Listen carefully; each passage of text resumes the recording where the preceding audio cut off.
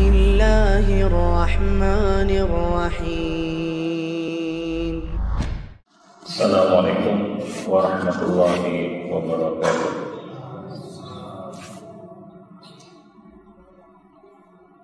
Alhamdulillah,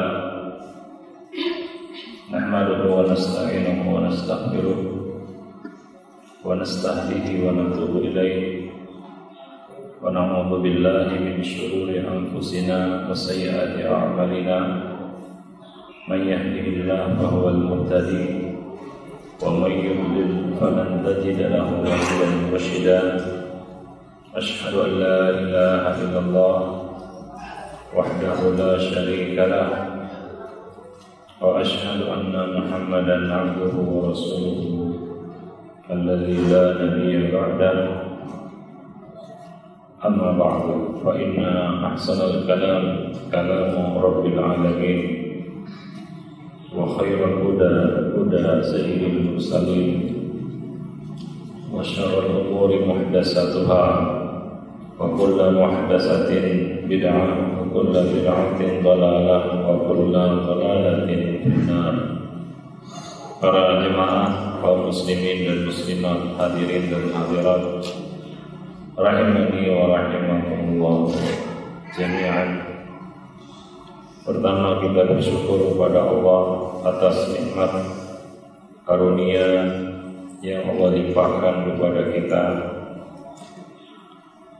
Terlalu banyak nikmat yang kita terima dan sangat sedikit kita mensyukurinya. Maka orang-orang yang bersyukur disifati sebagai orang-orang yang sedikit. Wa qalilun min ibadiyasy syakur, sedikit hamba-hambaku yang bersyukur. Maka kita wajib senantiasa mensyukuri nikmat Allah dengan banyak memuji dan menggunakan rezeki itu untuk menaatinya. Mudah-mudahan kita termasuk hamba yang bersyukur, yang Allah janjikan tambahan-tambahan nikmat. La in syakartum la azidannakum wa la in kafartum inna 'adzabi lasyadid. Salawat dan salam tidak lupa kita limpahkan untuk Nabi kita, junjungan kita Muhammad sallallahu alaihi wasallam, yang telah membimbing kita kepada agama yang hak, yaitu Islam, yang membimbing kita kepada sunnah yang agung, memberikan teladan yang baik bagi kita di dalam kehidupan kita. Salawat dan salam juga tidak lupa kita limpahkan untuk keluarga-keluarga beliau, sahabat-sahabat beliau, dan siapa saja yang menapaki sunnah beliau sampai hari kemudian. Para jemaah yang dimuliakan Allah, pada kesempatan pagi ini kita akan meneruskan pembahasan buku Mencetak Generasi Rabbani. Kita sudah sampai pada pendidikan pra melahirkan, pra bersalin, yaitu persiapan-persiapan yang harus dilakukan oleh kedua orang tua untuk menyambut buah hatinya. Bahwa pendidikan itu sudah harus ditanamkan kepada calon bayi ini semenjak dia berada di dalam perut ibunya, masih berupa janin. Yang mana kita sudah jelaskan bahwa janin ternyata bisa memberikan respon terhadap apa yang dilakukan oleh orang tuanya kepadanya. Dia dapat mengerti situasi psikologi kejiwaan dari kedua orang tuanya. Ini sudah kita bahas pada pertemuan-pertemuan sebelumnya. Dan Ibnu Qayyim rahimahullah termasuk ulama yang berpendapat bahwa janin itu sudah bisa merespon. Dia sudah bisa merespon bahwa pendengaran dan penglihatannya sudah berfungsi walaupun belum sempurna. Karena janin ketika berusia 120 hari 4 bulan ya di dalam perut ibunya, itu sudah ditiupkan ruh. Artinya dia sudah menjadi makhluk yang bernyawa. Dia pun melakukan gerakan-gerakan ya, gerakan-gerakan yang dapat dirasakan oleh si ibu. Mungkin para wanita kaum ibu mengetahui hal ini. Dia memiliki pendengaran dan dia dapat mendengar ya, walaupun tidak sempurna. Karena pendengaran alam indera manusia itu berkembang menurut tahapan-tahapannya. Ya. Itu sudah ada sejak kita lahir, penglihatan, pendengaran, ya, tapi tidak berfungsi sempurna. Kita mendengar, tapi kita tidak ingat apa yang kita dengar.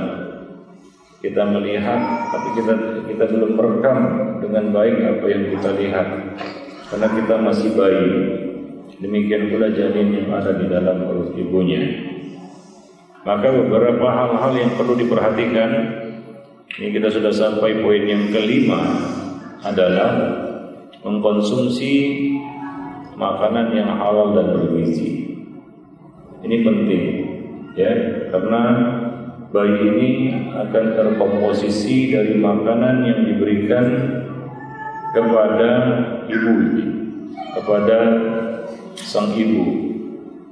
Maka para suami atau kedua orang tua jika ingin anaknya menjadi anak yang soleh dan soleha, mudah di dalam mendidiknya, dimudahkan Allah di dalam mendidik anak-anak kita, ingin sukses di dalam mendidik anak-anak kita, itu harus diperhatikan mulai dari rezeki. Apa yang kita berikan kepada si bayi, yaitu yang kita berikan kepada ibunya. Berikanlah makanan-makanan yang halal dan baik, halalan thayyiban, halal lagi baik. Karena rezeki yang haram itu mempengaruhi tabiat seseorang. Seperti yang Allah ceritakan tentang orang-orang Yahudi. Orang Yahudi dikenal penyimpangan kelakuannya, keras kepala, susah diatur, ya, sombong, takabur, ya, kemudian suka berbuat zalim, aniaya. Ini orang-orang Yahudi yang Allah sebutkan sifat-sifatnya di dalam surat Al-Baqarah dan surat-surat lainnya. Ya, sehingga Yahudi ini menjadi sebutan untuk sesuatu yang buruk, negatif. Ya, kalau ada orang yang menyebut kita Yahudi, kita marah, karena ini identik dengan sesuatu yang buruk. Dan mereka memang dikenal dengan karakter yang buruk, buruk attitude-nya, buruk sifat dan karakternya. Itu orang Yahudi. Ya, Allah mengecam orang-orang Yahudi ini karena sifat mereka. Dan salah satu penyebabnya adalah Allah menjelaskan di dalam Al-Quran, dalam surat Al-Ma'idah ayat 42. Allah mengatakan, Sama'una lil-kadhibi akaluna lis-suhti. Mereka itu, yaitu orang-orang Yahudi itu adalah orang-orang yang suka mendengarkan berita-berita bohong. Suka mendengarkan berita-berita bohong. Ini karakter Yahudi. Nah, jangan-jangan ini orang-orang yang tergila-gila dengan medsos, ini kena karakter ini. Suka mendengar berita-berita yang gak jelas, ya, yang tidak jelas. Entah benar, entah enggak tahu juga. Sekarang kan orang suka menyebarkan berita-berita seperti ini di media-media sosial. Ya, kadang-kadang latah, dapat berita enggak jelas disebarkannya juga. Ya, begitulah berantainya kebohongan itu ya, ketidakjelasan itu, hingga bisa menjadi fitnah dan bisa merusak. Nah, ini karakter orang Yahudi. Orang Yahudi itu sama'un lil kadhibi, suka mendengarkan yang bohong-bohong, yang dusta-dusta, isu-isu yang enggak jelas, ya, berita-berita yang tidak valid. Nah, ini orang Yahudi suka ini. Desas-desus kabar burung, ya, ini suka. Itu kesukaan orang Yahudi, dan itu salah satu penyebab karakter mereka menjadi rusak, sifat mereka menjadi buruk, ya. Demikian. Itu salah satunya. Yang kedua, Allah mengatakan akaluna lis-suhti. Orang Yahudi ini juga suka makan rezeki yang haram. Ya, sehingga moto mereka ya cari yang haram saja susah, apalagi yang halal. Begitulah kira-kira moto mereka ya. Sehingga mereka mengejar harta dengan cara apapun, atau dalam istilah lain menghalalkan segala cara untuk mencapai tujuan mereka. Al-Qurtubi di dalam tafsirnya mengatakan bahwa orang Yahudi ini suka memakan yang haram, yaitu salah satu kebiasaan orang Yahudi adalah mereka suka menerima suap, ya, suap menyuap, sogokan, riswah, ya, korupsi dan sejenisnya. Nah, ini karakter orang-orang Yahudi. Ya, kalau bisa dimainkan, kenapa tidak dimainkan? Kira-kira demikianlah ya, di markup dan lain sebagainya. Itu orang Yahudi, suka menerima suap, memalak dan lain sebagainya, pungli, pungutan liar. Nah, ini orang Yahudi punya kerjaan dulu. Ya, dan apa yang Allah sebutkan dua perkara ini, ya justru itulah yang kita lihat pada hari ini di tengah-tengah masyarakat kita. Suka mendengarkan hoax, kan begitu ya, berita-berita yang enggak jelas. Ya, habis waktu hanya untuk itu. Kadang-kadang dikasih komentar gayung bersambut, kan begitu ya, enggak, akhirnya berantem di situ. Gara-gara berita yang enggak jelas, gara-gara hoax. Ya, lalu ditemukan orang-orang yang sengaja menyebarkan berita-berita seperti ini, ditangkapi pelakunya, kan begitu. Seperti itulah orang-orang Yahudi. Itu karakter orang Yahudi. Itu ada di tengah-tengah masyarakat kita. Kemudian juga akaluna lis-suhti, suka makan suap, pungli, ya, riswah, korupsi. Nah, ini adalah karakter mereka juga, dan itu kita lihat sekarang ini di tengah-tengah manusia tanpa pandang bulu. Kadang-kadang ya orang-orang yang memakai atribut agama, ya, memakai ya kita katakan label-label agama, ya, tapi kelakuannya ya seperti itu, ya, korupsi, suap, pungli dan sejenisnya. Para jemaah melakukan Allah Subhanahu wa taala. Itulah sebab di antara banyak penyebab karakter orang Yahudi ini menjadi rusak. Ya. Perlu kita ketahui bahwa setiap kerusakan, musibah yang menimpa manusia, faktor penyebab utamanya adalah dosa. Bukan karena kurang ini, kurang itu, faktor-faktor non-teknis, bukan sebenarnya. Gagal karena kurang makan, tidak, karena dosa. Penyebab utamanya. Nah, kadang-kadang kita salah analisa. Kita gagal karena kurang giat ini. Nah, kan kita belum berhasil, belum beruntung, ini karena kurang ini, kurang itu, ya, ini kurang modal, bisnisnya nggak jalan, ini karena kurang, bukan karena itu, ya, itu faktor non teknis. Faktor utamanya adalah dosa. Tidaklah terjadi suatu musibah menimpa manusia melainkan penyebabnya adalah dosa. Para jemaah yang dimuliakan Allah Subhanahu wa taala. Demikian pula yang terjadi pada orang-orang Yahudi ini. Mereka menjadi kita katakan bangsa yang dibenci. Ya, hampir semua bangsa di dunia membenci Yahudi. Ya, karakternya menyimpang, sifatnya buruk dan lain sebagainya. Allah ceritakan di dalam Al-Quran. Itu penyebabnya adalah dosa mereka. Dosa mereka apa? Dua perkara ini. Ternyata dari bab rezeki. Salah satunya adalah dari bab rezeki yang tidak halal, rezeki yang haram. Ternyata rezeki haram ini mempengaruhi tabiat seseorang. Para jemaah yang dimuliakan Allah, mungkin kita bisa merasakannya, ya. Rezeki haram yang kita bawa pulang ke rumah itu membuat berubah semuanya, ya. Karakter istri jadi berubah, anak tiba-tiba menjadi suka melawan, ya, nggak bisa diatur, ya, susah dikendalikan dan lain sebagainya. Mungkin karena rezeki yang haram tadi, ya, rezeki yang haram. Para jemaah yang dimuliakan Allah, Maka ini sangat penting di dalam pendidikan. Ya, jangan hanya kita berkutat pada perkara-perkara non teknis. Wah ini karena kurang ini, wah ini karena sekolahnya kurang. Tidak. Ya, faktor utama, penyebab utamanya adalah karena dosa kita. Mungkin dari bab rezeki. Maka periksalah rezeki kita. Berilah anak istri kita rezeki yang halalan thayyiban. Ya, jangan bawa pulang ke rumah rezeki-rezeki yang haram. Karena ini akan menjadi musibah ya bagi rumah tangga kita. Ya, kita lihat rumah tangga yang adem ayem, ya tidak ada masalah berarti yang mengancam keutuhan rumah tangga itu. Tiba-tiba terjadi perang dunia ketiga. Ya, bertengkar hebat.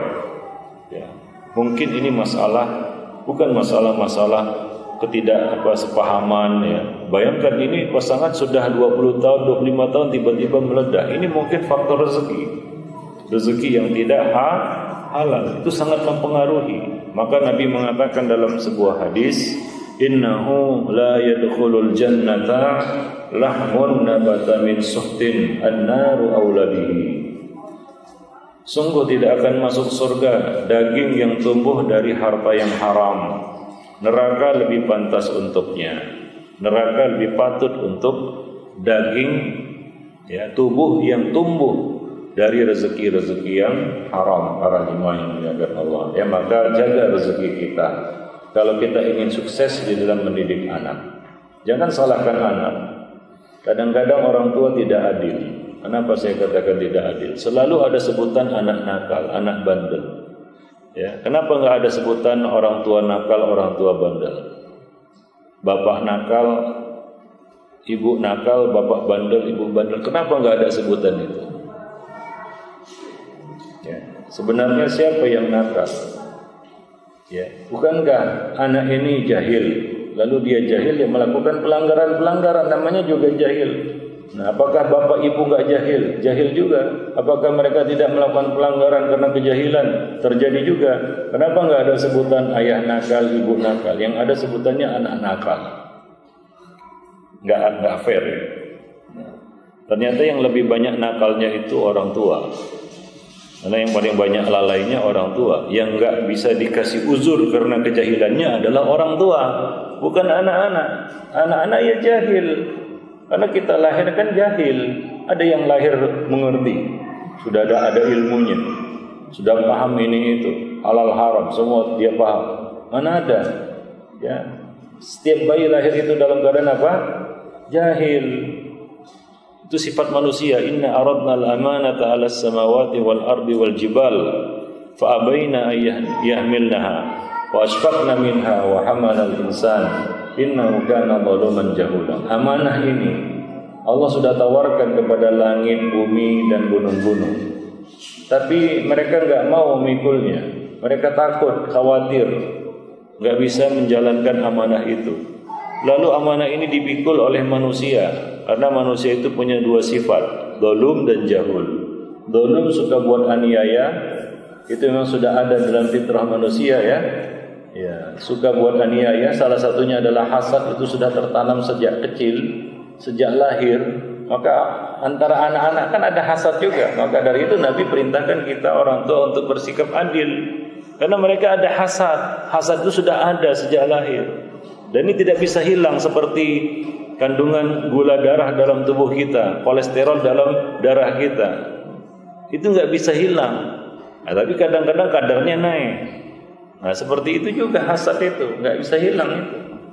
Maka oleh karena itu Nabi menyuruh kita untuk berlaku adil kepada anak-anak.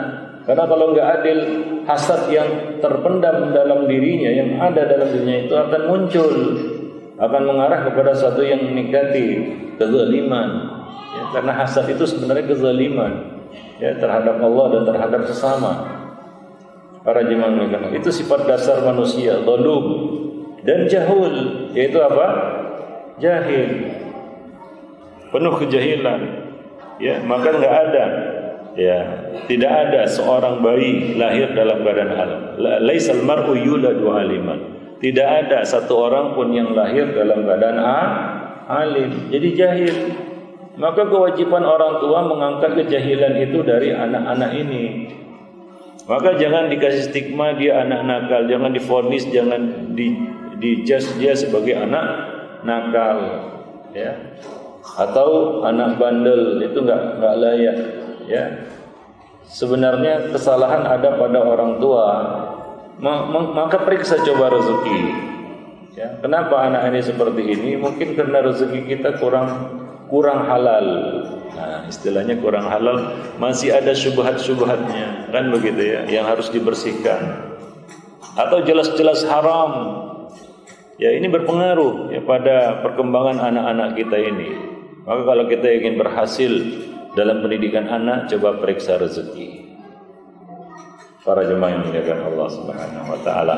Nah, kemudian juga mengkonsumsi makanan yang halal, dan yang kedua saya tulis di sini bergizi. Makanan yang thayyiban. Halal memang dicari dengan cara yang halal, dan makanan itu adalah makanan yang halal tapi tidak baik. Ya, bisa memudaratkan. Maka hindari makanan-makanan yang bisa memudaratkan, khususnya bagi para ibu-ibu yang sedang hamil. Ya, misalnya lah sebagai contoh junk food, ya. Fast food itu makanan siap saji yang mungkin terlalu banyak micinnya, kan begitu ya. Atau makanan-makanan yang tidak baik dikonsumsi oleh wanita yang sedang hamil. Atau bahkan bisa menggugurkan kandungan itu, membuat cacat kandungan itu. Maka diperhatikan para orang tua, ya khususnya bagi ibu hamil harus tahan selera dulu, ya. Harus tahan selera karena dia tidak sendiri. Ya, bersama dia ada makhluk lain dalam perutnya. Maka dia harus memperhatikan, ya, makanan-makanan yang baik, bukan hanya halal ya, tapi baik bagi perkembangan janin ini, yang bergizi tentunya ya. Nah, ini kan berpengaruh juga. Ya, makanan bergizi itu bukan harus mahal, ya. Allah Subhanahu wa taala telah menumbuhkan segala fasilitas hidup ya dari bumi ini. Coba lihat umbi-umbian, buah-buahan, ya, banyak sekali makanan-makanan yang bergizi, asalkan kita tahu ilmunya. Para jemaah yang dimuliakan Allah Subhanahu wa taala. Jadi bukan harus mahal, beli susu yang mahal kan begitu, bukan harus itu. Para jemaah yang dimuliakan Allah Subhanahu wa taala. Bahkan ya kadang-kadang yang mahal-mahal itu belum tentu baik. Ya, terus terang. Ya, yang mahal-mahal itu belum tentu baik. Para jemaah yang dimuliakan Allah Subhanahu wa taala. Maka dari itu di dalam Islam wanita hamil itu dibolehkan tidak berpuasa. Ya, demi siapa? Demi janinnya. Ya, demi janin itu maka Allah meringankan, membebaskan wanita yang hamil untuk berpuasa. Bahkan dia tidak perlu mengganti puasanya, mengqadha puasanya. Dia cukup mengeluarkan atau membayar fidyah. Nah, itu wanita hamil itu. Ini dispensasi khusus ya demi kepentingan dan kemaslahatan janin. Demikianlah Islam memperhatikan perkembangan janin. Para jemaah yang dimuliakan Allah Subhanahu wa taala. Ya, maka hindari makanan-makanan yang tidak baik walaupun itu halal, seperti makanan-makanan instan, minuman berkafein ya, kopi misalnya, atau sesuatu yang tidak baik bagi wanita hamil. Para jemaah yang dimuliakan Allah Subhanahu wa taala. Maka di sini mungkin ibu hamil perlu mencari referensi tentang makanan-makanan yang baik untuk janin. Para jemaah yang dimuliakan Allah. Nah, kemudian juga hentikan kebiasaan merokok. Baik bagi si wanita maupun bagi ayahnya, ya, suami. Ya, berhentilah merokok karena merokok itu membunuhmu. Itu tulisan yang ada di sampul rokok. Ya kan, merokok membunuhmu. Itu tulisannya kan. Apa salah baca saya? Enggak ya, betul ya. Nah, jelas maknanya itu. Apa maknanya? Atau masih ada ini mutasyabihat gitu. Termasuk tulisan mutasyabihat itu masih belum jelas maksudnya. Udah jelas maksudnya, merokok membunuhmu. Ini masalah bunuh-membunuh ini, horor ini, yang mengerikan. Masalah bunuh-membunuh, bayangkan itu. Antum membeli sesuatu untuk membunuh diri sendiri. Ya, pikirkanlah matang-matang bagi yang masih merokok. Ya, apalagi wanita. Ya, pria saja nggak pantas merokok, apalagi wanita. Ya, para jemaah yang dimuliakan Allah. Apalagi dia sedang hamil, jelas itu dapat mengganggu ya janin ya di dalam kandungan. Ya, maka tulisan yang lalu itu kan dapat merusak janin, ibu hamil dan lain sebagainya kan begitu ya. Nah, sekarang sudah lebih ekstrim lagi, membunuhmu. Ya, ceritanya sudah membunuh para jemaah yang dimuliakan Allah. Rokok ini sangat besar mudaratnya. Bukan hanya bagi si perokok, tapi bagi orang-orang, tapi juga bagi orang-orang yang ada di sekitar orang merokok ini. Ya. Maka orang yang merokok dilarang merokok di ruangan yang ber-AC kan begitu ya. Dilarang ya. Dilarang. Kenapa? Karena asapnya akan terhisap oleh alat itu kemudian dikeluarkan lagi hingga menyebabkan udara kotor. Karena air conditioner kan untuk menyaring udara menjadi bersih, terkondisi baik. Nah, dengan asap rokok itu rusak alat itu. Maka dia bukan menyemburkan yang baik, malah yang buruk. Nah, perokok pasif ini kadang-kadang lebih kita katakan lebih besar kena mudaratnya daripada perokok aktif itu sendiri. Kenapa? Karena perokok aktif mungkin sudah resisten. Sementara perokok pasif dia enggak terbiasa. Ketika dia terpapar asap rokok itu dia mungkin langsung sesak nafas, ya, langsung sensitif. Kenapa? Tahu nggak rahasianya? Kenapa perokok pasif ini juga kena bahaya dari asap rokok itu, dari rokok itu? Padahal dia nggak merokok. Kenapa dia kena bahayanya? Memangnya dia merokok? Dia kan nggak merokok. Kenapa? Apa penyebabnya? Tahu alasannya? Kenapa perokok pasif? Ada istilahnya perokok pasif ya? Ada, yaitu orang yang nggak merokok tapi kena dampak dari orang yang merokok. Kenapa mereka ini kena dampak dari rokok itu? Padahal mereka nggak merokok, nggak menghisap rokok, nggak beli rokok. Nah, rahasianya adalah ternyata yang mudarat dari rokok itu adalah asap yang dihirup. Asap yang dihirup. Baik itu si perokok maupun yang tidak merokok. Ketika dia menghirup asap rokok itu, maka terjadilah sesuatu yang buruk pada mereka. Ada apa dengan asap rokok?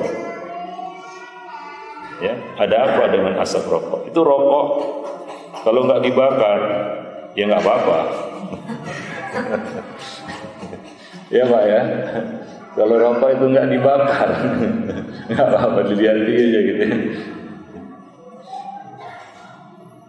Dia menjadi mudarat ketika dibakar, dihisap, ya, asapnya dihisap oleh hidung kita, oleh hidung orang-orang yang menciumnya juga. Itulah dia perokok pasif tadi. Kasihan ini perokok pasif ini. Ya dia nggak merokok tapi dia kena juga. Asapnya, ketika asapnya dihirup, asap ini mengganggu saluran pernafasan kita. Saluran pernafasan yaitu hidung. Yang rusak dari organ tubuh kita akibat rokok itu adalah hidung. Itu yang pertama kali rusak, sebelum yang lainnya rusak. Kenapa hidung yang rusak pertama kali dari rokok itu? Hidung ini kan saluran udara, ya. Dia saluran udara, alat untuk bernafas. Dia bukan cerobong asap. Ketika hidung ini digunakan sebagai cerobong asap, dia jadi rusak. Ada apa rupanya dengan asap rokok itu? Asap rokok ini merusak, ya, bulu-bulu getah mikroskopis yang ada di hidung, yang letaknya di pangkal hidung atau di khaysum, yang Nabi perintahkan kita untuk merawatnya setiap hari dengan istinsyaq dan istinthar. Masukkan air ke hidung dan mengeluarkannya lagi. Alat ini adalah alat untuk memproduksi lendir, ya, yang berguna untuk menangkap kotoran-kotoran yang masuk ke hidung, ya. Dan juga dia menyapu lendir-lendir yang kotor itu ke dalam sehingga tertelan dan kemudian hangus, hancur di lambung karena asam lambung itu. Sebagian dikeluarkan dengan paksa melalui bersin lendir itu. Dan yang mengatur ini adalah bulu getar mikroskopis yang sangat kecil bernama silia. Nah, ketika ini rusak, ini bisa rusak karena asap rokok. Salah satu penyebab rusaknya bulu-bulu getar mikroskopis ini adalah asap rokok. Ketika asap rokok ini merusak bulu-bulu getar yang berfungsi untuk mengatur kelembapan udara yang masuk ke dalam paru-paru, mengatur suhu udara yang masuk ke dalam paru-paru, menangkap kotoran-kotoran dengan memproduksi lendir, kemudian dia mengusir lendir itu ke dalam maupun keluar. Itu bisa rusak karena asap rokok tadi. Nah, silia ini rusak, kalau rusak nggak bisa diperbaiki. Dan penyebab utama rusaknya silia ini salah satunya ternyata dari asap rokok itu. Nah, ketika silia ini rusak, dia tidak bisa memainkan fungsinya, sehingga akibatnya paru-paru pun menjadi berat kerjanya. Udara yang masuk tidak tersaring dengan baik, tidak tertangkap kuman-kuman itu dengan lendir-lendir yang diproduksi oleh silia tadi, dan tidak bisa dibuang ke dalam maupun keluar dengan baik. Hingga akhirnya kerja paru-paru pun semakin berat dan paru-paru pun semakin kotor, lambat laun. Lambat laun itu. Maka orang yang merokok kan bangga dia. Enggak ada orang yang merokok mati katanya. Memang enggak ada. Mati kontan enggak ada. Tapi mati pelan-pelan. Para jemaah mengatakan Allah, satu demi satu organ-organ tubuhnya rusak. Itu dimulai dari paru-parunya rusak, sehingga paru-paru tidak bisa menghasilkan oksigen murni yang dibutuhkan sebagai bahan bakar di dalam darah. Maka darah ini kan perlu oksigen yang dibawa ke sana kemari oleh darah untuk menghasilkan energi. Para jemaah yang dimuliakan Allah Subhanahu wa taala, apabila kadar oksigen dalam darah ini kurang, maka manusia itu akan lemas. Kita katakan apa? Satu persatu organ-organ tubuhnya pun akan rusak. Nah, itu akibat rokok. Kasihannya si bayi ini, anak ini atau ibu hamil ini, ketika dia juga rusak karena menghirup asap rokok ini, maka yang rusak bukan hanya dia, tapi janin yang ada di dalam kandungannya. Para jemaah yang dimuliakan Allah Subhanahu wa taala, maka kasihanilah diri Anda dan orang-orang yang ada di sekitar Anda dengan tidak merokok. Maka rokok itu bukan sekedar makruh, tapi haram, jelas haramnya. Kita nggak usah pakai dalil untuk mengharapkan rokok. Dengan fakta-fakta ilmiah itu saja sudah nggak terbantahkan lagi. Sangat dungu lah orang yang mengatakan rokok itu cuma makruh. Itu karena hawa nafsu saja. Kalau dia tahu sebenarnya, perkara sebenarnya, takut dia merokok itu, maka itulah rahasianya produsen rokok itu menulis itu. Merokok itu membunuhmu. Para jemaah yang dimuliakan Allah, yang lebih enggak pantas lagi adalah merokok dalam masjid. Merokok dalam, dan yang anehnya lagi sebagian masjid itu menyediakan asbak rokok. Ini mengganggu orang ibadah. Jelas, ini mengganggu orang ibadah. Bukan hanya manusia yang terganggu, malaikat juga terganggu. Wah, malaikat juga terganggu. Karena Nabi mengatakan innal malaikah tata'adza bima yata'adza bihi banu Adam, bahwa malaikat ini akan terganggu dengan apa-apa yang mengganggu anak-anak Adam. Para jemaah yang dimuliakan Allah Subhanahu wa taala, maka berhentilah merokok, dan sampaikanlah pesan ini kepada siapapun yang masih merokok, para jemaah yang dimuliakan Allah Subhanahu wa taala. Baik. Jadi itu sangat memudaratkan janin. Dan juga Nabi SAW mengatakan la dharar wa la dirar. Tidak boleh memudaratkan diri sendiri dan tidak boleh memudaratkan orang lain.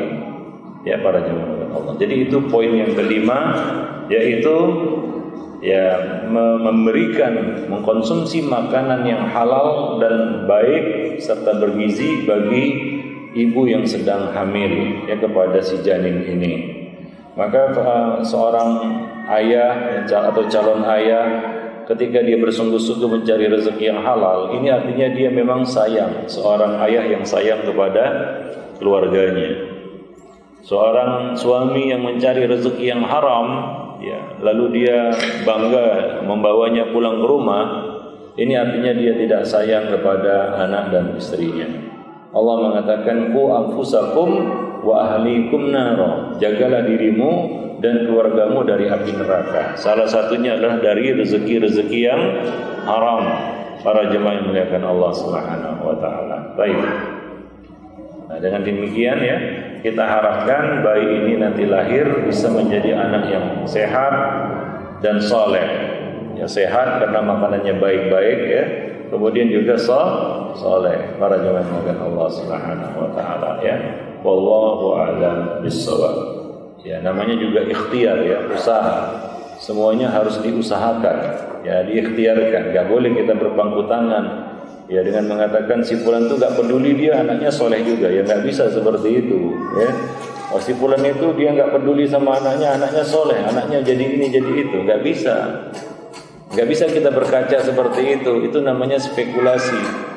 Ya, ada orang yang memang ya kita katakan apa ya, rezekinya rezeki si anak bukan rezeki orang tua, kan begitu ya. Orang tua nggak dapat apa-apa dari anaknya yang soleh, karena bukan dia yang mencetak, orang lain. Beruntung aja dia ya. Keberuntungan itu sebenarnya pada si anak, bukan pada orang tua. Karena zaman mereka, maka nggak boleh ini jadikan sebagai apa? Tolak ukur. Oh, si fulan aja nggak pernah peduli sama anaknya jadi ustadz juga. Nggak bisa seperti itu para jemaah yang muliakan Allah ya. Kalau seperti itu, para ulama-ulama kita dahulu tidak akan mendidik anak-anak mereka. Ya biarkan aja, nanti kan jadi juga. Seperti itu. Tentunya tidak. Para jemaah yang muliakan Allah Subhanahu wa taala. Jadi sekecil apapun ikhtiar yang bisa kita lakukan, kita lakukan.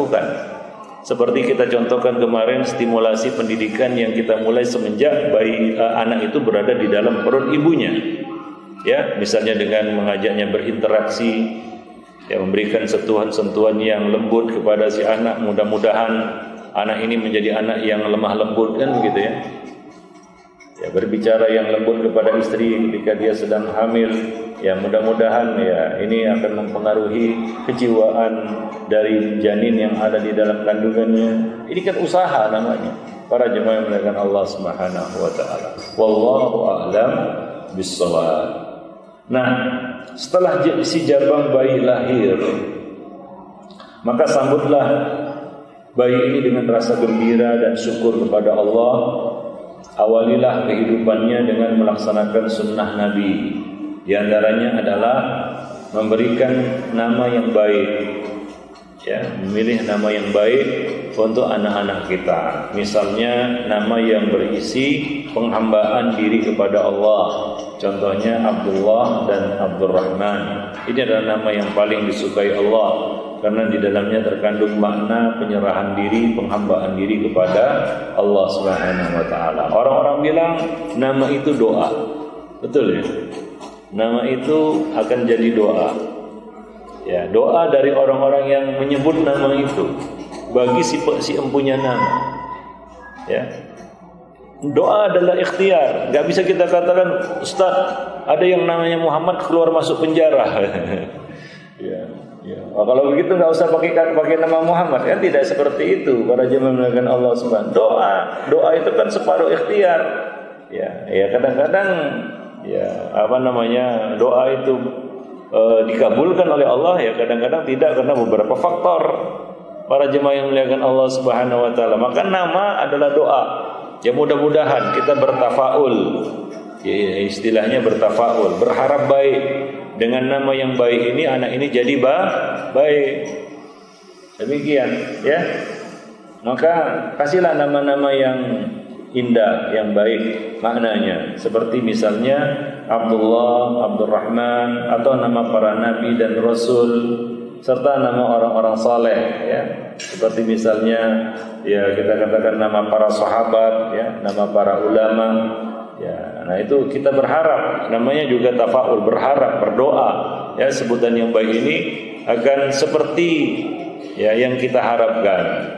Ya, kita kasih nama Muhammad, mudah-mudahan dia menjadi orang yang terpuji dan bisa meneladani sunnah Rasulullah SAW. Itu harapan namanya. Maka kasih dia nama-nama yang baik, ya, nama-nama yang bagus. Nah, Ustaz, apakah harus bahasa Arab? Apakah harus nama Arab? Ya enggak juga. Nama yang lain juga boleh, tapi intinya memiliki makna yang bagus. Maka misalnya ya, kalau misalnya saya mau yang Islam Nusantara lah Ustaz, boleh enggak? Ya boleh. Kasih nama apa? Kasih nama aja bagus. Ya di mana-mana pasti bagus, ya. Namanya bagus. Maka yang orang yang paling bagus sebintaro kan gitu, namanya bagus. Nah, contoh kan gitu kan bahasa kita juga. Tapi maknanya bagus karena namanya bagus. Para jemaah yang dimuliakan Allah Subhanahu wa taala. Jadi nama itu memang mempengaruhi ya. Si anak yang menyandang nama ini, enggak ada namanya istilahnya keberatan nama. Karena anak ini sakit-sakitan terus, oh ini nama keberatan nama ini, kasih nama yang lain gitu. Tidak, enggak ada itu. Itu takhayul. Ya, nama yang harus diganti adalah nama-nama yang buruk. Nah, itu harus diganti. Bukan karena keberatan nama, bukan, tapi karena nama itu mengandung hal yang buruk. Ya, misalnya seorang bernama Harbun. Harbun itu perang kan gitu ya. Ini kan mungkin akan mempengaruhi karakternya kan begitu ya. Maka dikasih nama Salam, damai kan begitu ya, perdamaian. Contohnya seperti itu yang bisa memberikan sugesti ya kepada si pemilik nama, ya memberikan sugesti kepada si pemilik nama. Nah, kalau namanya nama-nama yang kadang-kadang nggak ada maknanya kan, ya nggak boleh juga sebenarnya. Tapi ini kebiasaan masyarakat kita. Ya sebenarnya ya kita nggak boleh ya mengucapkan satu kata kalimat yang kita nggak paham maknanya. Nggak boleh. Itu termasuk kata-kata yang sia-sia, anfaedah. Kenapa? Karena boleh jadi nama itu adalah nama jin. Karena jin juga punya nama. Iya. Nah, kalau kita kasih dia nama jin, jinnya jin jahat pula kan gitu ya. Nah, kan berbahaya ini. Nah, jadi ya kita katakan perlu berkonsultasi dengan orang yang berilmu dalam hal pemberian nama ini. Jangan asal kasih nama. Jangan pakai sembarang nama. Ya kalau karena mungkin orang tua kita dulu nggak paham ya sudahlah ya. Ya kebanyakannya kan orang tua kita dulu kan kasih nama itu disingkat-singkat, gabungan dari nama kedua orang tuanya kan gitu ya. Ya, atau merujuk kepada hari-hari lahirnya, ya kan? Atau bulan lahirnya. Begitu ya biasanya ya, karena kejahilan nggak tahu ya. Namanya juga orang tua jadul zaman dulu nggak paham dia, nggak paham dia dikasih anaknya namanya Farji karena lahir bulan Sofar tanggal siji. Tahu artinya? Itu jelek artinya dalam bahasa Arab. Para jemaah yang dimuliakan Allah Subhanahu wa taala. Gak usah diartikan lah ya. Tapi itu jelek. Tapi kadang-kadang karena nggak paham, ya seperti itu. Yang lebih parah lagi, sebagian tempat itu ada aneh-aneh namanya. Ada namanya Jahannam, kan begitu ya. Ada namanya Sair, dia nggak tahu Sair itu apa gitu. Ada yang namanya Sakor pula gitu. Nama neraka semua itu. Bahaya itu kan. Para jemaah yang Allah Subhanahu wa taala. Jadi perlu dikonsultasikan nama yang cocok untuk anak-anak kita. Itu termasuk kepedulian orang tua. Ya, sekali lagi yang sudah berlalu sudahlah, orang tua kita kasih nama yang mungkin yang enggak baik ganti kan begitu ya. Ustaz udah itu adalah nama pemberian orang tua, ya. Kalau itu buruk harus diganti. Tapi kalau anfaedah nggak ada maknanya dan nggak ada nggak ada faedahnya nama itu, ya perlu juga untuk diganti.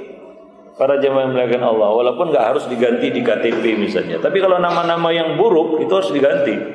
Misalnya nama setan itu, dia nggak tahu namanya khinzib misalnya.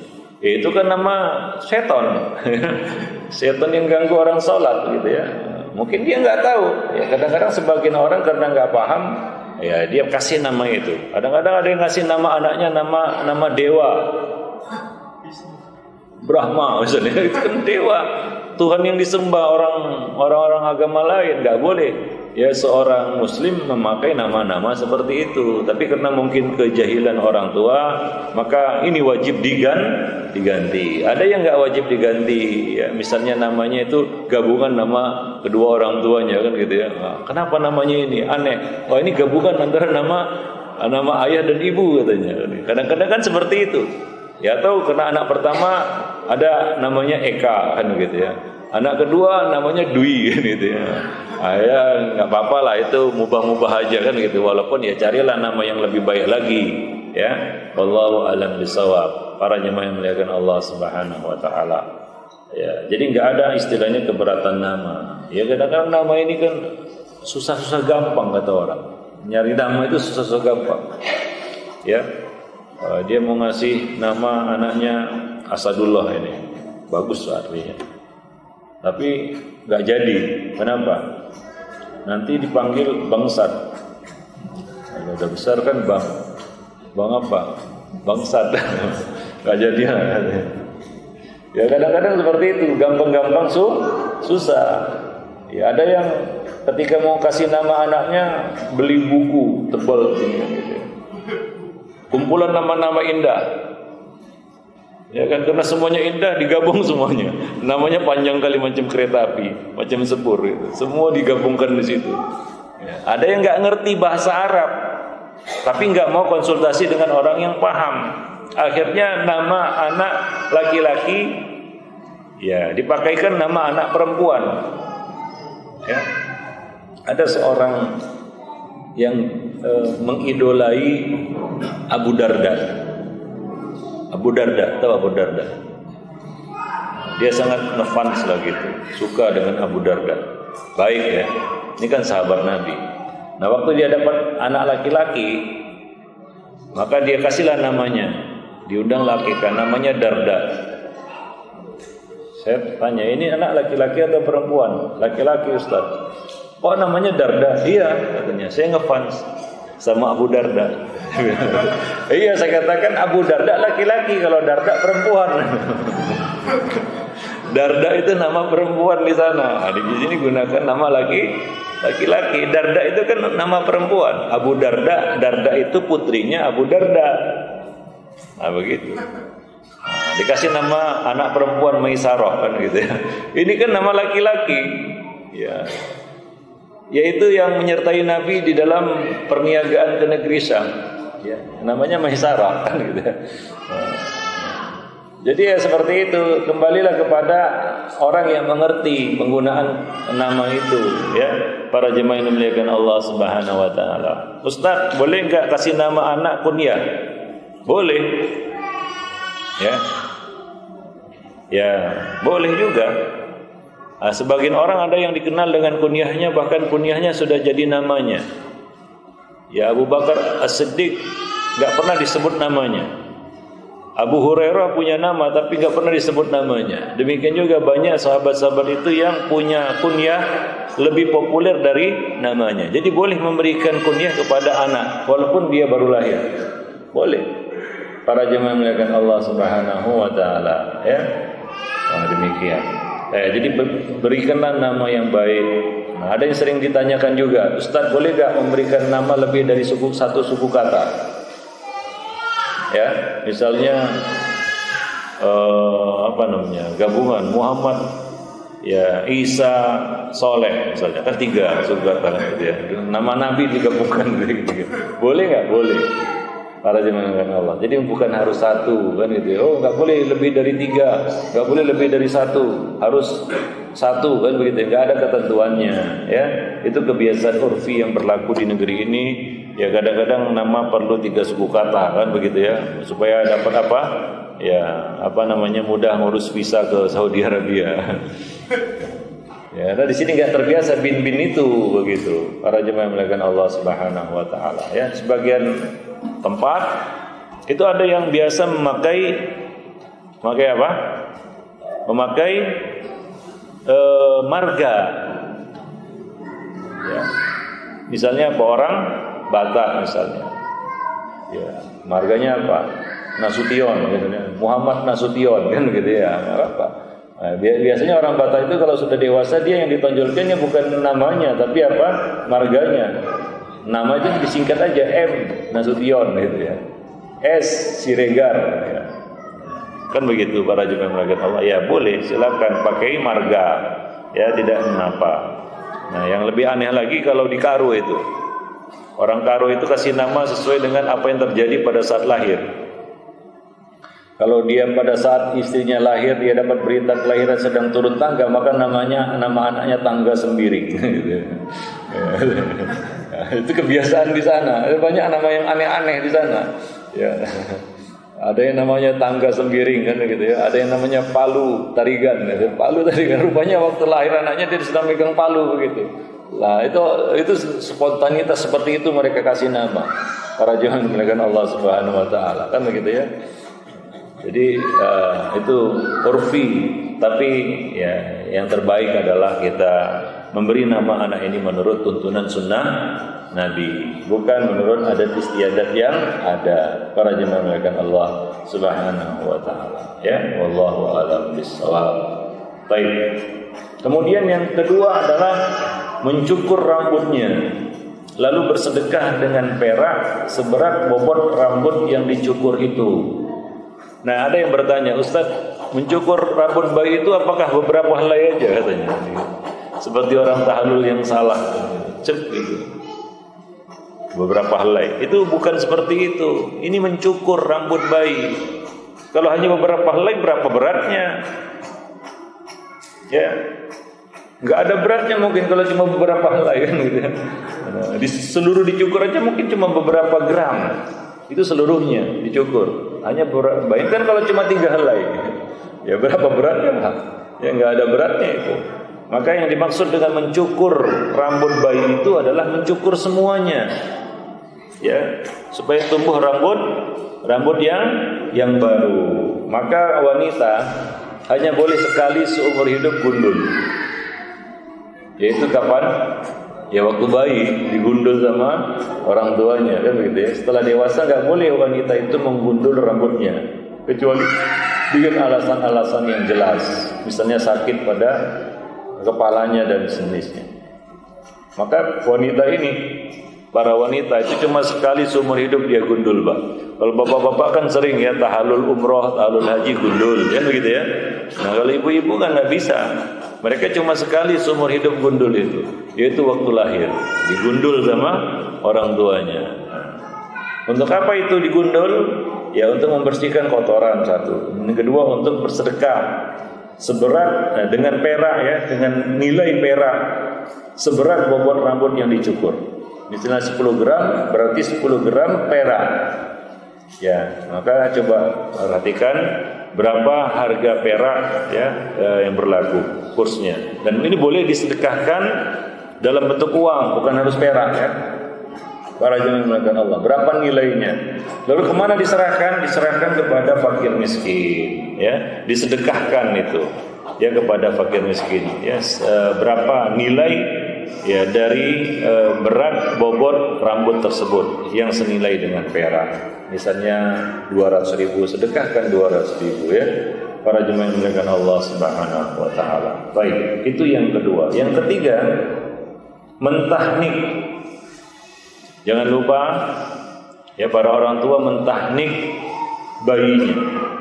Boleh mereka langsung mentahniknya atau ditahnik oleh orang-orang lain. Misalnya orang soleh ya, minta ditahnik oleh orang soleh itu boleh. Seperti para sahabat meminta tahnik dari Nabi sallallahu alaihi wasallam. Dan boleh juga orang tua melakukannya sendiri.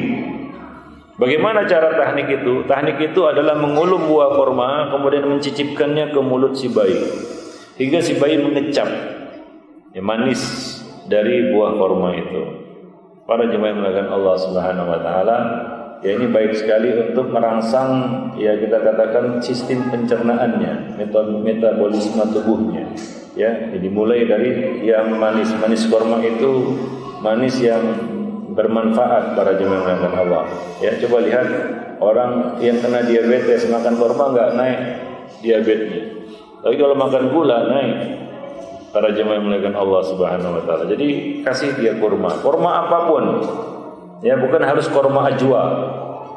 Ya, kurma yang lain juga boleh. Jenis-jenis yang lain juga boleh. Caranya adalah dikulum dulu sampai lumat, kemudian dicicipkan. Hasil lumatan itu kita cicipkan ke mulut si bayi hingga dia mengecap. Bukan dimasukkan buah kurma itu ke dalam mulutnya. Mati kali dia. Gak bisa, gak masuk, gak lewat kerongkongannya itu. Jadi dicicipkan, bukan dimasukkan, dijejalkan buah kurma itu ke dalam mulutnya. Para jemaah yang melakukan Allah Subhanahu wa taala hingga dia bisa mengecap, ya. Nah, itu untuk melatih merangsang sistem pencernaannya, metabolisme tubuhnya. Wallahu a'lam bishawab. Dan ini juga termasuk salah satu sunnah Nabi sallallahu alaihi wasallam, ya. Mudah-mudahan dengan sunnah yang kita amalkan ini di awal hidupnya, ya, kemudian dia akan menjadi seorang anak yang cinta kepada sunnah. Para jemaah Allah Subhanahu wa taala. Maka harus dipersiapkan, ya. Ya, memang sudah dipersiapkan oleh si bapak, oleh si sang suami. Jangan waktu lahir baru cari-cari kurma, kan begitu ya. Ya, memang sudah dipersiapkan. Ya, apalagi sekarang kalau misalnya sesar kan sudah ditetapkan tanggalnya, kan begitu ya. Maka persiapkan kurma itu. Ataupun melahirkan secara normal itu kan sudah diketahui. Ya, ini sudah 9 bulan 10 hari sudah waktunya, sudah buka 1, 2, 3, 9 kan begitu ya. Sudah bisa dipersiapkan itu kurma. Para jemaah yang dimuliakan Allah Subhanahu wa taala. Bolehkah tahnik itu dilakukan besoknya, bukan hari itu? Boleh. Hari kedua boleh. Hari ketiga boleh. Para ulama mengatakan sampai hari ke-7 itu batas tahnik. Ya, karena Nabi mengatakan, ya, di situlah dia disembelih. Ya, akikahnya, diberi namanya dan dicukur rambutnya. Wallahu a'lam bishawab. Kemudian menyembelih hewan atau mengadakan akikah, yaitu sesuai ketentuan syariat. 1 ekor kambing untuk anak perempuan dan 2 ekor kambing untuk anak laki-laki. Pada hari ke-7, kalau nggak bisa pada hari ke-14, kalau nggak bisa juga pada hari ke-21 setelah kelahiran si anak. Menyembelih kambing nggak diterima dan bukan akikah kalau selain kambing, misalnya ayam atau sapi atau onta, kerbau, ya, tidak sah. Ya, tidak dinamakan akikah. Akikah itu adalah menyembelih kambing. Nah, kambing yang disembelih untuk akikah ini tidak ditetapkan ketentuan-ketentuannya seperti kambing kurban. Kalau kambing kurban kan ada usianya, ya, ada ketentuannya, ya, ada sifat-sifat yang harus kita perhatikan. Nah, itu kambing kurban. Kalau kambing akikah itu tidak ada batasan itu. Maka kambing yang kecil juga boleh. Itu udah disebut akikah juga. Ya, batibul misalnya. Kambing batibul, tahu kambing batibul? Bawah 3 bulan. Kecil kan? Boleh. Ya kan? Boleh dipotong sebagai akikah. Para jemaah yang dimuliakan Allah. Tapi tidak boleh dipotong sebagai kurban karena belum cukup umur untuk kurban. Jadi kurban berbeda dengan akikah. Dan akikah ini hukum yang rajih dari perbedaan pendapat ulama di dalam masalah ini adalah bahwa hukumnya wajib bagi yang mampu. Ya, jika dia mampu hari ke-7 itu yang terbaik. Gak bisa hari ke-7 tunggu hari ke-14. Gak bisa hari ke-14, hari ke-21. Itulah dia kita katakan waktu-waktu akikah. Selain dari itu tidak disebut akikah. Misalnya disembelih hari ke-25 itu tidak disebut akikah. Disembelih hari ke-5 itu bukan akikah. Akikah disembelih hari ke-7, 21, 14 dan 21 berdasarkan hadis yang sahih. Maka dia disebut sebagai akikah. Ya, sama seperti kurban ada waktunya. Kalau sebelum, ya, kita katakan pelaksanaan sholat itu tidak disebut kurban. Itu sedekah biasa. Sesudah hari tasyrik itu tidak disebut kurban. Itu adalah sembelihan biasa. Ya, para jemaah yang dimuliakan Allah. Jadi penetapan waktu penyembelihan itu memberikan perbedaan hukum. Nah, kalau disembelih tidak pada waktunya maka tidak disebut sebagai akikah. Maka sembelihlah pada hari ke-7 setelah kelahiran, 14 atau 21. Ya, mampu Ustaz, baru mampu hari ke-100, apa disembelih juga? Ya silakan kalau mau nyembelih, tapi tidak lagi disebut akikah. Sedekah biasa. Karena kewajiban itu gugur apabila kita tidak mampu. Karena kaidah syariat mengatakan al-qudratu manatut taklif. Kemampuan itu adalah manat, alasan jatuhnya kewajiban. Kalau enggak mampu ya sudah. Ustaz, orang tua saya belum mengakikahi saya. Waktu dulu dia miskin. Ya sudah, gugur kewajibannya. Apakah kita mewajibkan sesuatu atas orang yang enggak mampu? Itu bukan sifat syariat kita. Para jemaah yang dimuliakan Allah Subhanahu wa taala, maka enggak ada akikah waktu dewasa. Sudah dewasa mengakikahi dirinya sendiri. Ya, Nabi memang itu khusus untuk Nabi. Nabi mengakikahi dirinya sendiri setelah beliau dewasa. Itu untuk Nabi, tidak untuk umatnya. Ada hukum-hukum khusus yang berlaku untuk Nabi di dalam hal penyembelihan.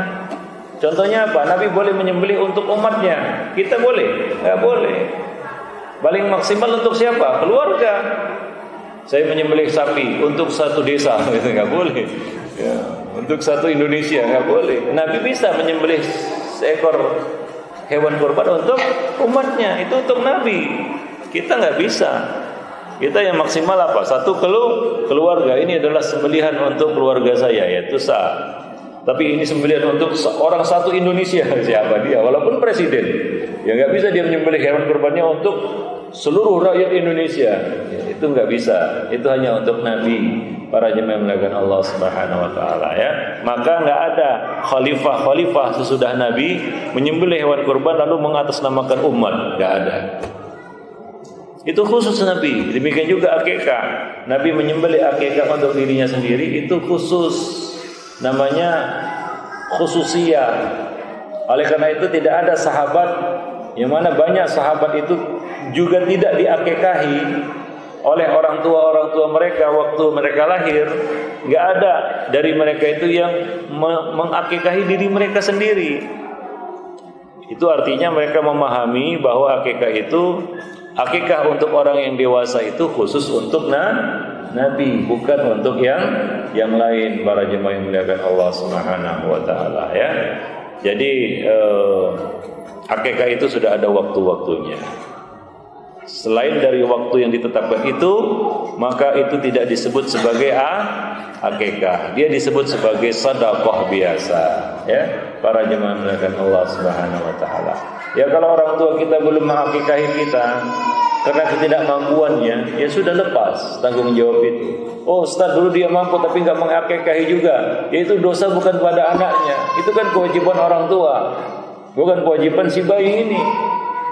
Ya, para jemaah yang dimuliakan Allah Subhanahu wa taala. Wallahu a'lam bissawab.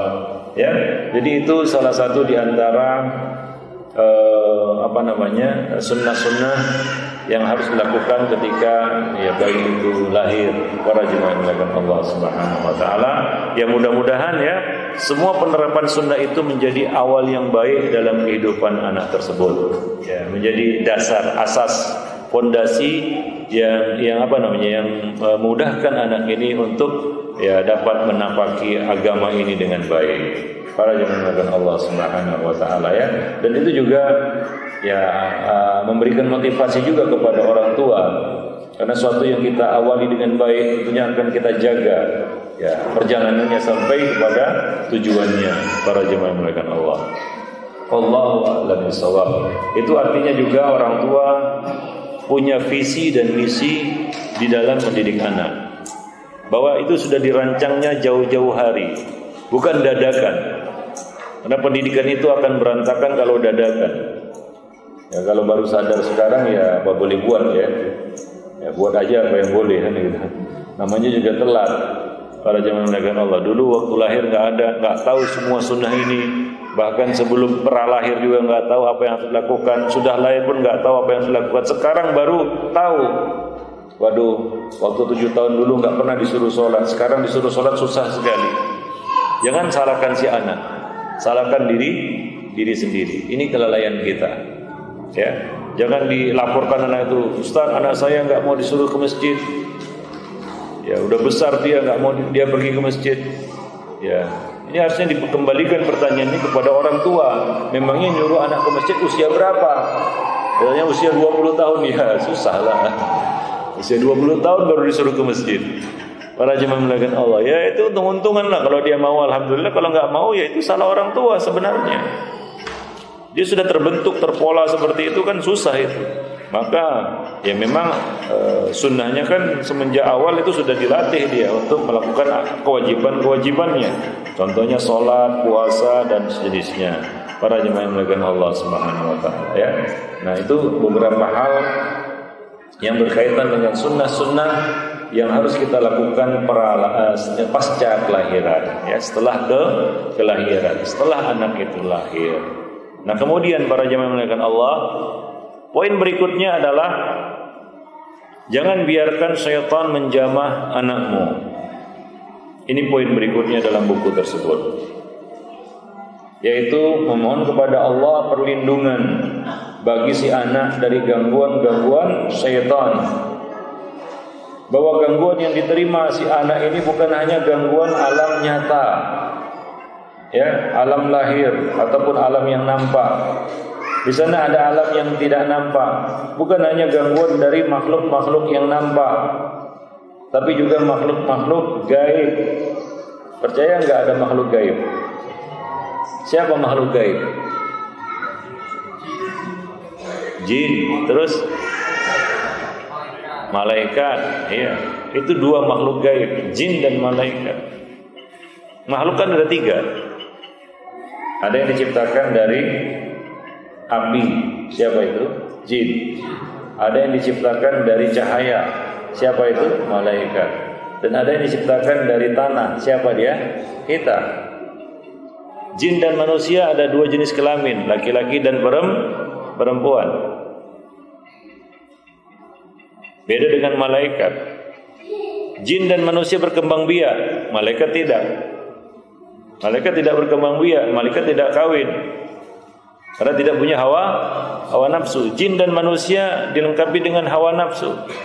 Maka jin laki-laki kawin dengan jin perempuan, manusia laki-laki kawin dengan manusia perempuan, jin perempuan kawin dengan manusia laki-laki, jin laki-laki kawin dengan manusia perempuan. Bisa? Bisa. Ya bisa. Apa dalilnya? Firman Allah Subhanahu wa taala, "Wa annahu kana rijalun minal insi ya'uduna birijalin minal jinni fazaduhum rahaqa."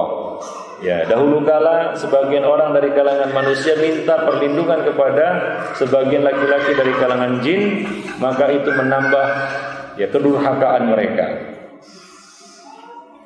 Artinya apa di situ? Para ulama mengambil satu kesimpulan bahwa jin dan manusia bisa saling memanfaatkan satu sama lainnya. Ya, jin bisa minta perlindungan kepada manusia, bisa minta perlindungan kepada jin, dan jin bisa memberikan perlindungan kepada manusia dengan izin Allah Subhanahu wa taala tentunya ya, para jemaah melakukan Allah Subhanahu wa taala. Ya, maka kita diperintahkan untuk berlindung dari gangguan makhluk halus ini atau makhluk gaib ini. Ya, bukan hanya untuk anak kita sebenarnya, diri kita juga. Maka adabnya kita masuk WC, baca apa? Baca apa masuk WC? Baca apa? Enggak baca apa-apa. 12. Baca apa masuk WC? Allahumma inni a'udzubika minal khubuthi wal khaba'ith. Apa artinya? Ya Allah, sesungguhnya aku berlindung, macam mana TK jadi dari al-khubuthi wal khaba'ith. Khubuthi itu jin laki-laki, setan laki-laki. Khaba'ith setan perempuan. Jadi setan, jin itu ada laki-laki dan ada perempuan. Kalau kita masuk WC nggak baca doa ini, yang laki-laki nanti diganggu sama jin perempuan, yang perempuan diganggu sama jin laki-laki, ya, diganggu sama setan laki-laki. Apalagi kalau masuk WC itu nggak baca bismillah, maka aurat kita akan dipelototi oleh jin-jin itu. Malu kan, lagi buka aurat dipelototi sama orang. Mau nggak? Nggak mau. Maka dari itu, kalau masuk WC dikunci kan begitu ya, nggak nampak orang. Malu kita. Tapi apakah kita nggak malu sama jin yang melihatnya? Kenapa jin itu bisa melihat? Karena kita nggak baca bismillah waktu masuk WC. Maka Nabi mengatakan dalam hadis, ya, syatru ma baina ayunil jinni wa aurati bani Adam idza dakhala al-kanif ayyakula bismillah. Penghalang, penirai, ya, hijab antara pandangan jin dengan aurat anak Adam ketika dia masuk ke dalam toilet, WC, kamar mandi adalah mengucapkan bismillah. Jadi ketika kita masuk bismillah, Allahumma inni a'udzubika minal khubuthi wal khaba'is, kita enggak bisa dilihat jin dan kita enggak bisa diganggu sama jin. Tapi kalau kita masuk enggak baca bismillah, itu dipelototi. Kalau antum laki-laki dipelototi sama jin perempuan.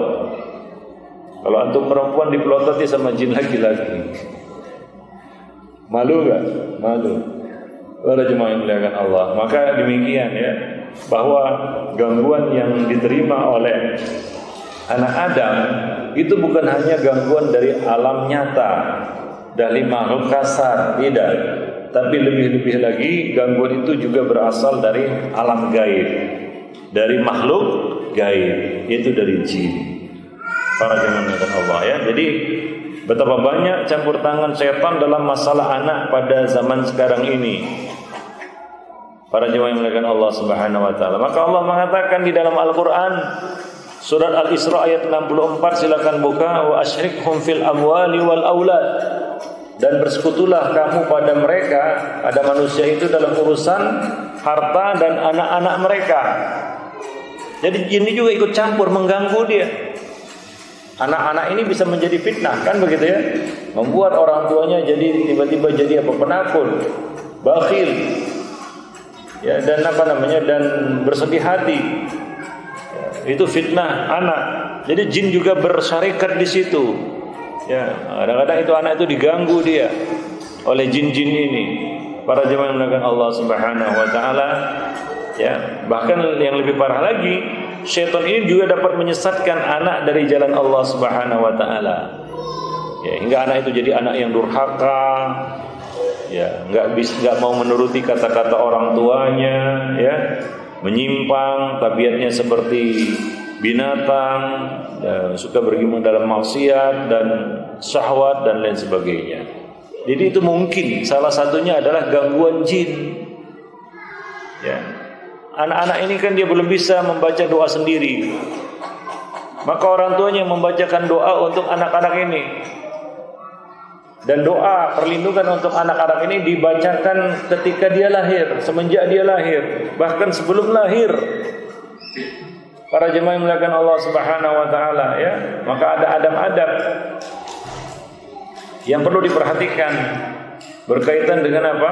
Dengan hal ini.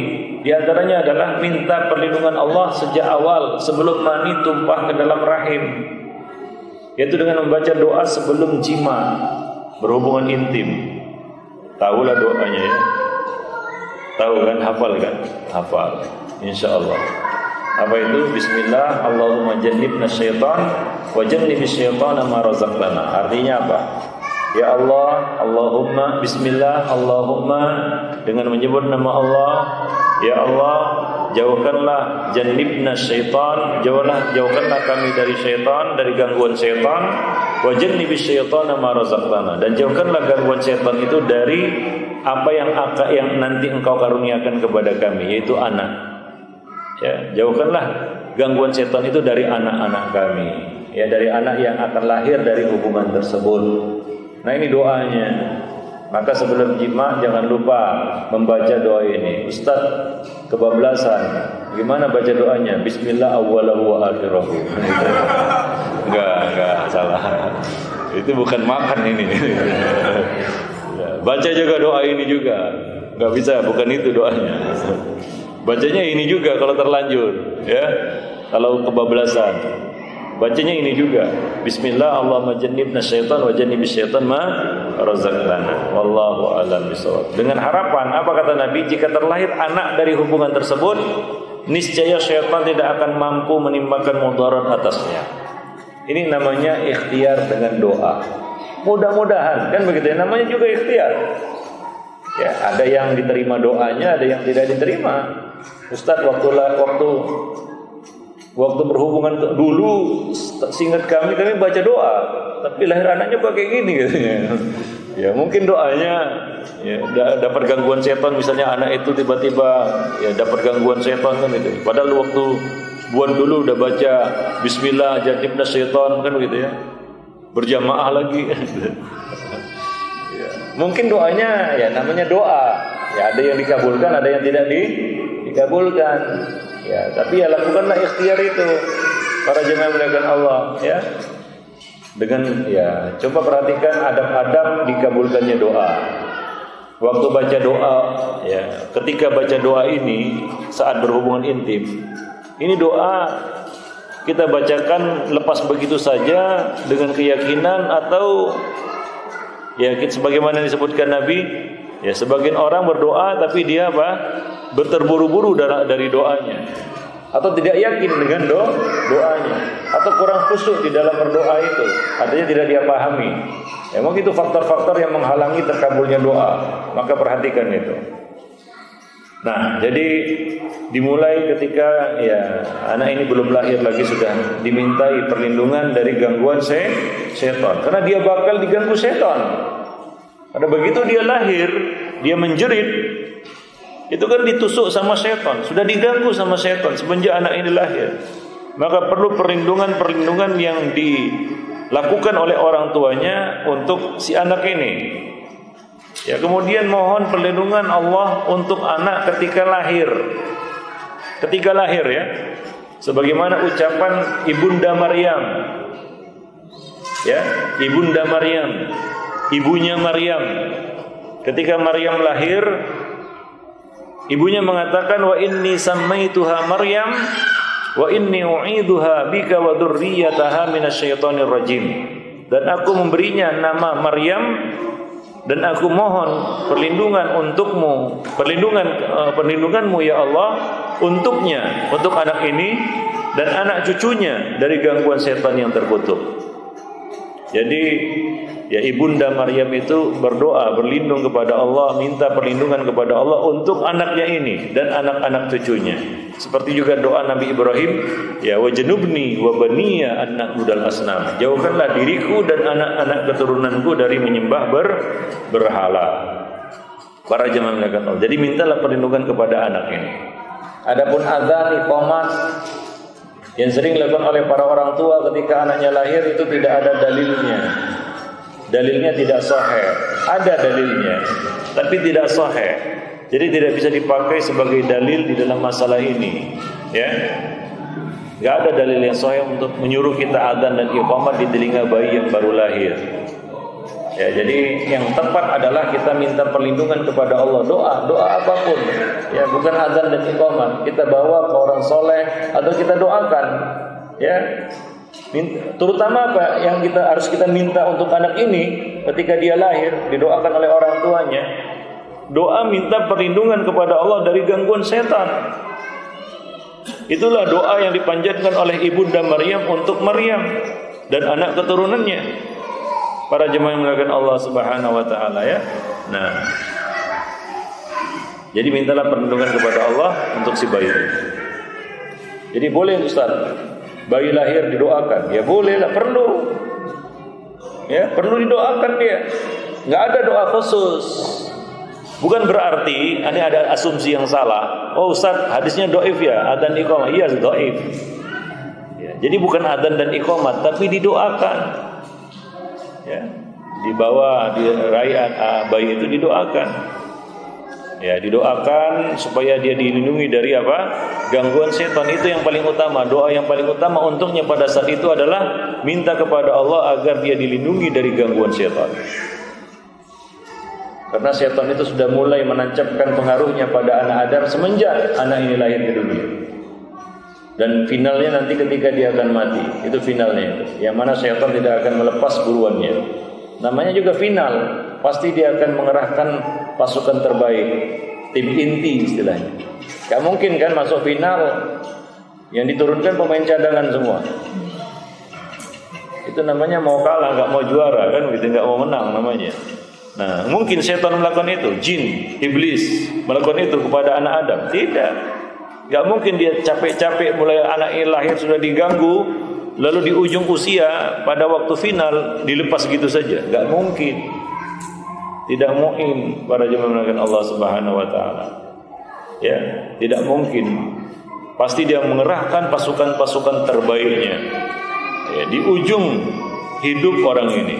Sebagaimana setan, iblis merusaknya dan berusaha mengganggunya pada saat dia lahir pertama kali ke dunia. Maka semua bayi lahir itu menangis, ditusuk sama setan, diganggu sama setan, kecuali siapa? Isa bin Maryam. Berkat doa neneknya, yaitu ibunda Maryam, minta perlindungan untuk Maryam dan anak cucunya. Siapa anak cucunya? Ya Nabi Isa. Nah, itu pengaruh doa ketika bayi ini lahir. Terutama minta doa perlindungan ya. Boleh sih doa yang lain, Ustaz, boleh enggak minta yang lain? Semoga jadi anak soleh, semoga ini itu, minta anak ini jadi anak yang berbakti kepada orang tuanya, berguna bagi nusa dan bangsa gitu. Macam-macam lah kan gitu ya. Boleh sih, silakan. Tapi yang paling penting, yang paling dibutuhkan oleh si jabang bayi ini adalah kita minta kepada Allah agar dia dilindungi dari gangguan setan. Karena itu yang paling dahsyat terhadapnya, sehingga dia bisa nangis gara-gara itu. Para jemaah melakukan Allah Subhanahu wa taala ya. Nah, itu semenjak lahir. Nah, kemudian ya setelah anak ini tumbuh dewasa ya, perbanyak juga minta perlindungan kepada Allah bagi si anak, terutama pada waktu pagi dan sore. Kenapa ini ada zikir pagi dan sore? Minta perlindungan untuk anak di waktu pagi dan sore hari. Karena waktu pagi dan sore itu adalah waktu di mana jin-jin ya, taghut itu disembah, yaitu jin-jin yang durjana ini disembah. Setan-setan disembah itu pada waktu pagi dan petang oleh para penyembahnya.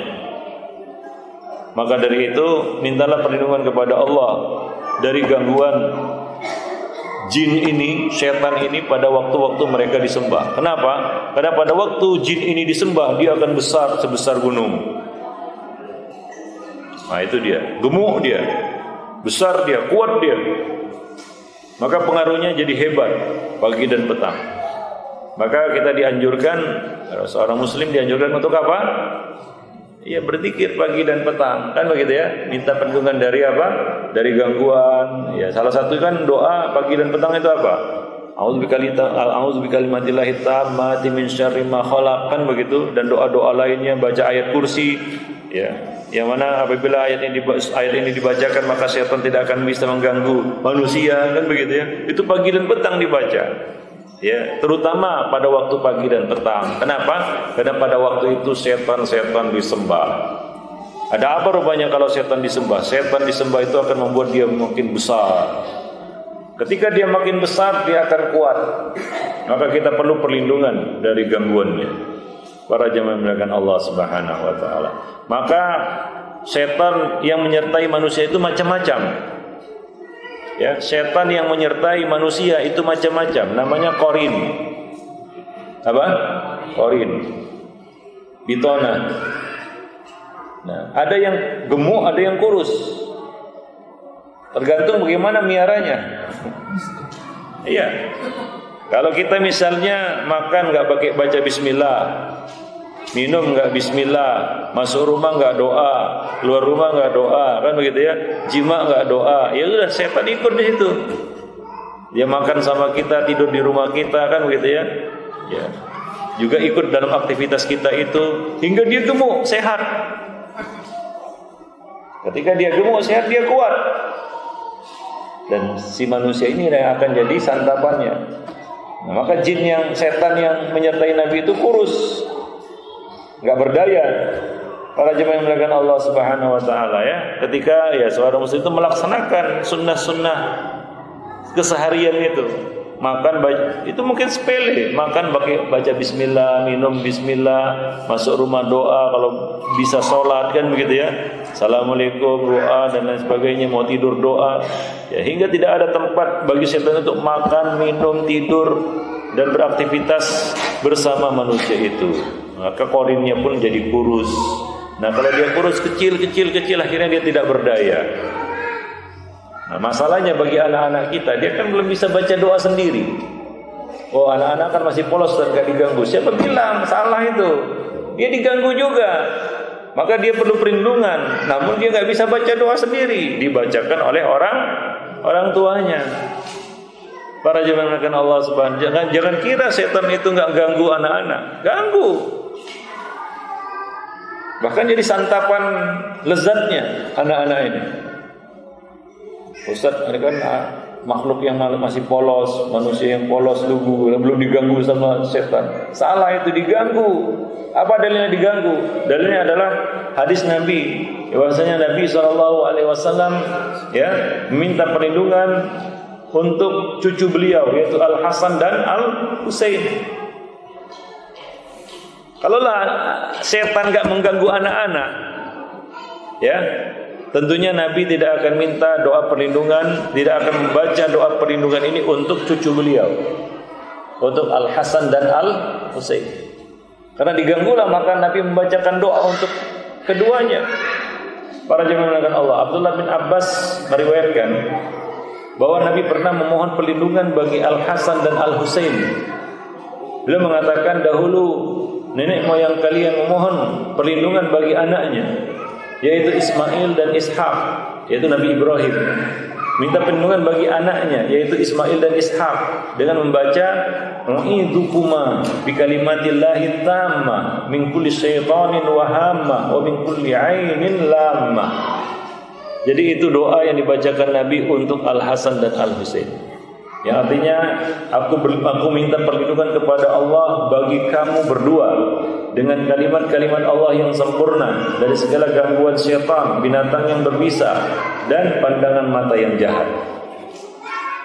Dari 3 perkara, dari gangguan syaitan, binatang yang berbisa, dan pandangan mata yang jahat. Ya, pandangan mata yang hasad, para jemaah yang Allah, ain, ya, para jemaah. Nah, demikian. Jadi Nabi meminta perlindungan untuk cucu beliau masih kecil, karena Al Hasan Al Husain belum bisa baca doa sendiri. Anak-anak ini kan nggak bisa baca doa sendiri, kecuali sudah bisa diajarkan dan dia sudah bisa membaca doa sendiri kan, gitu ya.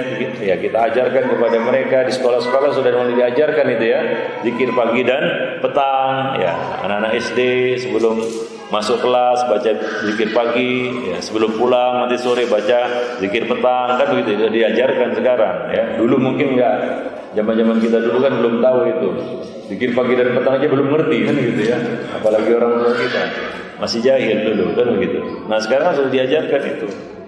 Nah, ya, selama si anak ini belum bisa baca doa sendiri, maka yang membacakan doa untuk mereka adalah orang tuanya.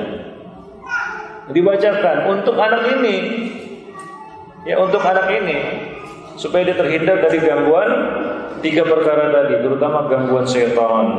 Para jemaah yang dimuliakan Allah Subhanahu wa Ta'ala. Jadi merupakan dalil bahwa anak-anak ini juga diganggu oleh syaitan. Bagaimana bentuk gangguannya ya? Wallahu alam bagaimana ya para jemaah yang Allah Subhanahu wa Ta'ala. Kadang-kadang ada anak-anak itu tiba-tiba menjerit-jerit, histeris, tiba-tiba dia menyimpang perilakunya, bukan karena pengaruh lingkungan, pergaulan ataupun teman-temannya, tiba-tiba saja. Nah, itu mungkin pengaruh alam gaib tadi. Ya, Allahu a'lam bishawab. Maka ya lakukanlah hal ini untuk menjaga mereka dari gangguan syaitan. Kemudian yang berikutnya, jangan biarkan anak-anak bermain dan keluar rumah saat malam maghrib. Ya, ini berbahaya. Ini waktu-waktu yang di mana syaitan berkeliaran. Ya, syaitan berkeliaran. Maka tahanlah anak-anak kamu di dalam rumah pada saat maghrib ini. Ya, jangan berkeliaran di luar. Suruh dia masuk ke dalam rumah. Nabi SAW mengatakan, "Idza kana junhul lail aw amsaytum fakuffu sibyanakum fa inna asyayatin tantashir hina idzin fa idza dhahabat sa'atun minal lail fakhalluhum wa aghliqul abwab wa dhkuru ismallahi fa inna asyaitan la yaftahu baban mughlaqan." Nabi mengatakan apabila malam datang atau maghrib, petang sudah menggelap, tahanlah anak-anak kalian supaya tidak keluar rumah. Karena sesungguhnya syaitan menyebar pada waktu itu, gentayangan dia kemana-mana syaitan itu pada waktu itu. Maklumlah besar dia, baru disembah dia besar, dominan dia, superior. Ya, dan apabila malam telah berlalu, biarkanlah mereka, silakan dibiarkan lagi. Ya, tutuplah pintu dan bacalah nama Allah. Karena sungguh syaitan tidak akan bisa membuka pintu yang sudah tertutup. Jadi di sini menjelaskan kepada kita perintah untuk mengurung anak pada waktu maghrib ini di dalam rumah. Ustaz, anak-anak ini pergi ke masjid. Ya, iya, pastikan dia dalam masjid, bukan keliaran di luar. Gak apa-apa sih dia di masjid, tapi pastikan orang tua yang bawa anaknya sholat maghrib ke masjid, pastikan anak ini di dalam masjid. Jangan anak orang tuanya sholat, anaknya entah keliaran entah kemana-mana. Salah. Ustaz, anaknya belum mengerti. Kalau begitu jangan dibawa dulu. Ya, iya. Karena sebagian orang kita lihat dia sholat, anaknya keliaran. Nggak boleh itu. Itu perintah Nabi. Nabi mengatakan kepada orang tua, ya, fakuffu sibyanakum. Ini perintah, tahanlah ya anak-anak kamu di rumah kamu. Kenapa? Bahaya besar mengancam mereka, yaitu setan berkeliaran pada saat itu, bergentayangan, mengganggu anak ini. Maka kita sering mendengar kisah-kisah ya anak-anak yang disembunyikan oleh jin-jin pengganggu. Ketika dibiarkan keluar oleh orang tuanya pada waktu maghrib, ada kata orang disembunyikan sama wewe gombel. Iya kan? Ya, itu betul, sering terjadi. Kadang-kadang anak itu ditemukan dalam keadaan linglung, ya, berubah tabiatnya jadi orang linglung, ya, seperti orang kerasukan begitu. Ditemukan 2-3 hari kemudian dalam keadaan apa? Pucat pasi. Ya, bengong, berubah dia. Sebelumnya ceria, menyenangkan, ya, menyenangkan melihatnya, menggembirakan kita melihatnya. Nah, setelah disembunyikan jin tadi, dibawa lari sama jin tadi, tiba-tiba jadi bengong begitu. Nah, sering terjadi itu para jemaah Allah. Dan itu memang betul dilarikan sama jin. Ya. Saya nggak percaya Ustaz. Ya, saya tidak mengatakan ya, kalau nggak percaya coba aja, jangan dicoba itu. Ya, percaya aja sama sabda Nabi ini, dan memang sudah kejadian dan sering terjadi. Ya, para jemaah Allah Subhanahu. Jadi intinya apa? Jin itu memang sengaja mencari celah untuk mengganggu anak Adam ini, termasuk anak-anak. Para jemaah yang dimuliakan Allah Subhanahu wa taala, maka pesan Nabi jangan biarkan mereka keliaran keluar rumah ataupun berada di luar rumah pada waktu-waktu tersebut. Suruh mereka masuk. Atau kalau mau bawa ke masjid, bawa mereka ke masjid. Ya.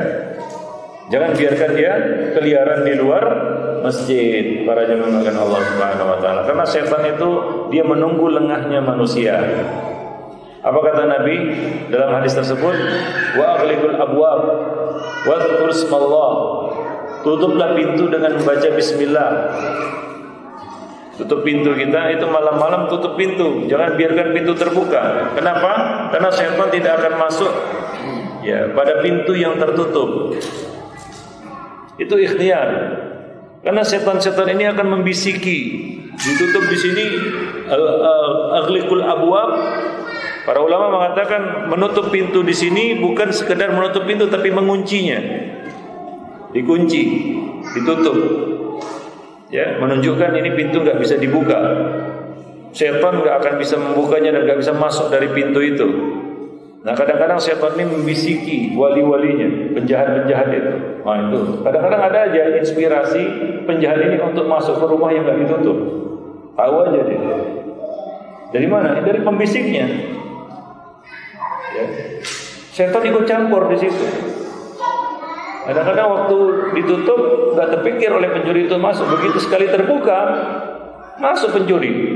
Sama itu orang kalau kemana-mana bawa sepeda motor selalu dikuncinya. Nah sekali waktu lupa dia, atau merasa apa? Biasanya nggak hilang kok kan gitu ya.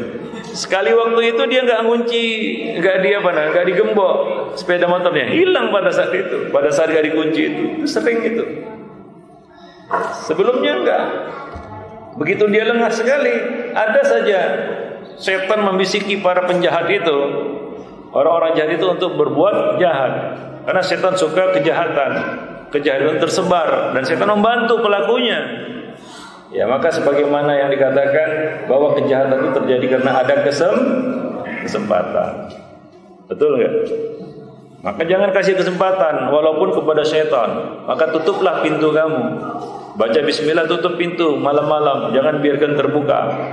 Jangan biarkan tidak terkunci. Nanti setan datang membisiki para penjahat, pencuri, perampok, mengatakan rumah fulan tidak terkunci. Maka turunlah wahyu setan kepada penjahat-penjahat ini. Wahyu setan. Pembisiknya, iya betul. Dibisikinya. Masuk dia, tahu dia, wah ini tiba-tiba aja muncul dalam hatinya rencana untuk membongkar rumah ini. Ya, kenapa? Karena rupanya nggak ada kunci. Ujuk dicinta ulang tiba. Kebetulan nih katanya. Padahal itu dari bisikan setan tadi. Setan ikut campur di situ dalam setiap kejahatan yang terjadi. Setan itu ikut campur dalam setiap kejahatan yang terjadi, perkara kriminal yang terjadi. Setan itu ikut campur di situ. Ya, dia membisiki orang-orang yang buat jahat ini karena setan suka tersebarnya kejahatan. Ya, demikian pula salah satu adab kita malam hari adalah menutup apa? Menutup bejana, kan begitu ya. Karena Nabi mengatakan dalam satu riwayat, karena ya setiap tahun itu ada wabah penyakit yang turun dan kita nggak tahu hari apa itu, saat apa itu. Maka untuk berjaga-jaga, tutuplah dia. Baca bismillah, taruh walaupun dengan apa? Sebatang dahan. Ya, satu batang dahan kita taruh di atas bejana itu sudah cukup. Baca bismillah, ya itu cukup untuk apa? Mencegah jatuhnya penyakit pada bejana itu. Wallahu a'lam bishawab. Jadi Nabi itu luar biasa. Ya, menjaga kita dari apa? Dari berbagai macam bahaya, mudarat yang mengancam manusia. Contohnya, kita dilarang tidur di atap yang enggak berpagar. Dilarang. Tidur di atap yang tidak berpagar, nggak ada pagarnya. Kalau itu kan ada pagarnya ya. Nah, kalau nggak ada pagarnya kita dilarang tidur di atas itu. Kenapa? Karena kita nggak tahu. Pada waktu tidur setan datang bisiki, tiba-tiba kita sleepwalker kan gitu ya. Sleepwalker tahu sleepwalker. Ngigo kata orang Indonesia. Ya. Jalan waktu tidur atau tiba-tiba bangun waktu tidur, setan menggerakkan hingga akhirnya dijatuh ke bawah. Tanpa dia sadari. Maka dilarang tidur di atas. Maka anak-anak juga, ya, itu kita larang kalau dia tidur di atas, di atap yang tidak ada pengamannya. Ya, para jemaah melakukan Allah Subhanahu wa taala. Demikianlah ya luar biasanya agama kita ini mengatur semua detil ya kehidupan manusia sampai sekecil-kecilnya, sampai sedetil-detilnya, bukan hanya dari hal-hal yang nampak, bahkan dari perkara yang tidak nampak. Wallahu a'lam bishawab. Nah, demikian saja para jemaah Allah kajian kita pada kesempatan pagi ini, mudah-mudahan bermanfaat. Untuk selanjutnya bagi yang ingin bertanya kita persilakan. Siapa yang ingin bertanya? Ada pertanyaan?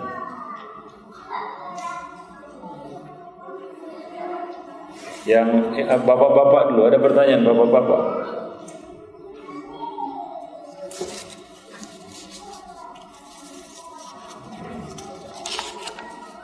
Ini pertanyaan bapak-bapak juga.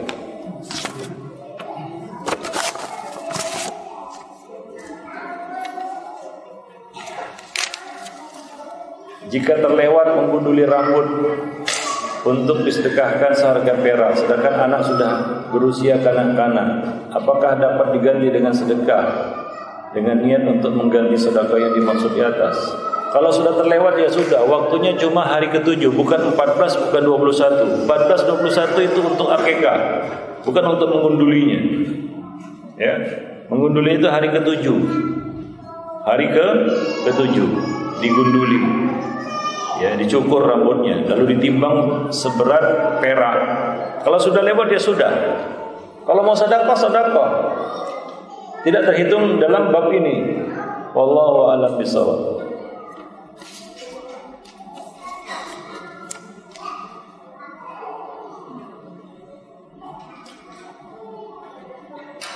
Ustaz, bagaimana hukumnya bila seorang ibu dan ayah menitipkan anaknya yang masih bayi menyusui kepada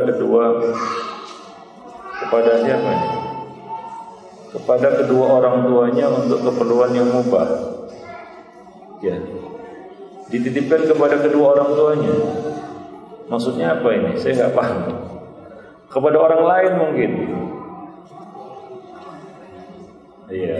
Di sini ditanyakan kepada kedua orang tuanya. Ya, dititipkan, ngapain bayi dititipkan kepada orang tuanya?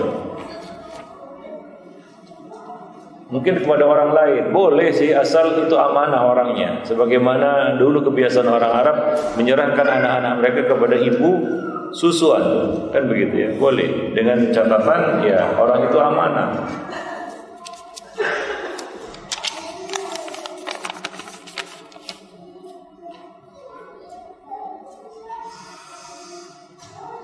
Bagaimana tindakan orang tua jika anaknya berisik dan mengganggu ketika dibawa sholat ke masjid atau kajian? Apakah anak tersebut tidak dibawa sholat ke masjid, kajian? Padahal tujuan dari itu semua guna pendidikan. Ya dididik dulu di rumah. Ya, anak ini juga harus dibentuk jadi pola dari rumah. Kan ada juga anak-anak datang ke masjid rapi dia, ya ikut sholat, kalau ikut kajian ikut duduk, kan begitu ya, tidak lari sana lari sini, lompat sana lompat sini, teriak sana teriak sini. Ada juga kan seperti itu ya? Ada nggak? Ada. Kenapa bisa seperti itu? Ini menunjukkan dan menandakan bahwa anak ini memang sudah dipersiapkan dari rumah oleh orang tuanya, sudah dikasih pendidikan sebelum dia datang ke masjid ataupun ke tempat-tempat lainnya. Bertamu misalnya, kan beda itu. Ada anak bertamu ikut duduk dia, kan begitu ya. Ya, tidak mengganggu dan lain sebagainya, sopan. Ya, sebagian memang ada itu pembawaan lahir. Karena akhlak itu kan ada dua. Pertama memang pembawaan lahir, yang kedua adalah hasil didikan, latihan yang ditanamkan. Nah, jadi kita perlu menanamkan ini kepada anak-anak.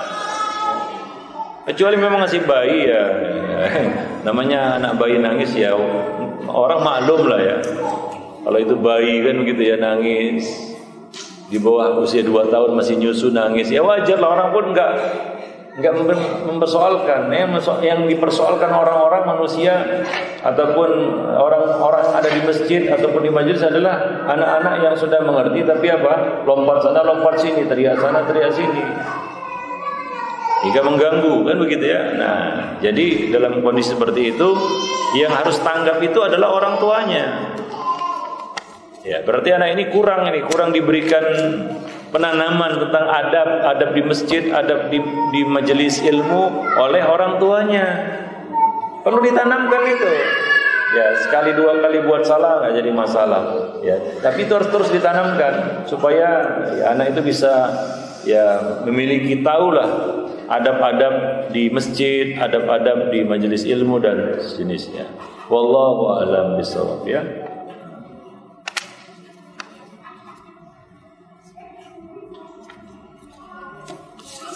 Anak-anak yang lompat sana lompat sini menunjukkan orang tuanya memang nggak pernah menanamkan itu kepada anak-anak ini. Makanya seperti itu. Maka yang nakal di sini orang tuanya, bukan anaknya.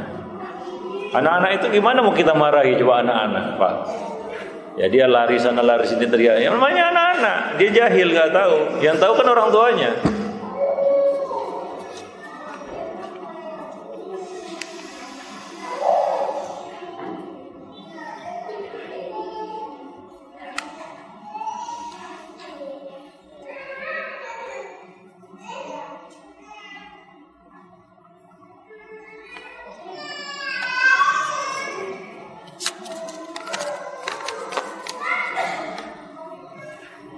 Apakah wanita hamil tidak wajib mengqadha puasa, hanya membayar fidyah?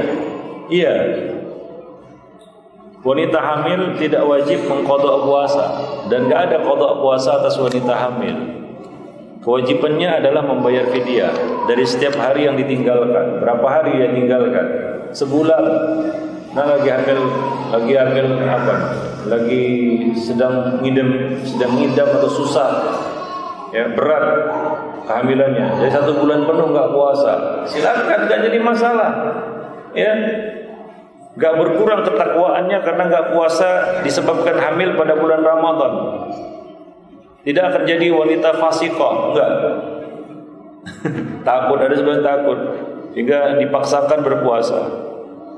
Ya, bahkan lebih baik bagi dia untuk tidak berpuasa. Tidak berpuasa, dan dia cukup bayar fidyah, ini kan kemudahan ya, yang Allah Subhanahu wa taala berikan, maka terimalah kemudahan itu. Para jemaah yang dimuliakan Allah Subhanahu wa taala, ini kadang-kadang kaum wanita ini agak aneh. Kenapa saya katakan agak aneh? Ya, tapi ini nyata. Namanya aneh tapi nyata. Itu orang tua, nenek-nenek payah-payah pergi ke masjid. Ya kan? Tua renta kan begitu ya, pergi ke masjid. Ya, kemudian biasanya ya yang muda remaja pergi ke masjid itu ya nenek-nenek kan begitu ya. Penghuni masjid itu biasanya nenek-nenek. Ya, kasihan nenek-nenek. Ya, dia berharap pahala besar dari datang pulang pergi ke masjid kan begitu ya. Susah payah, ternyata apa? Dia lebih baik sebenarnya sholat di rumah.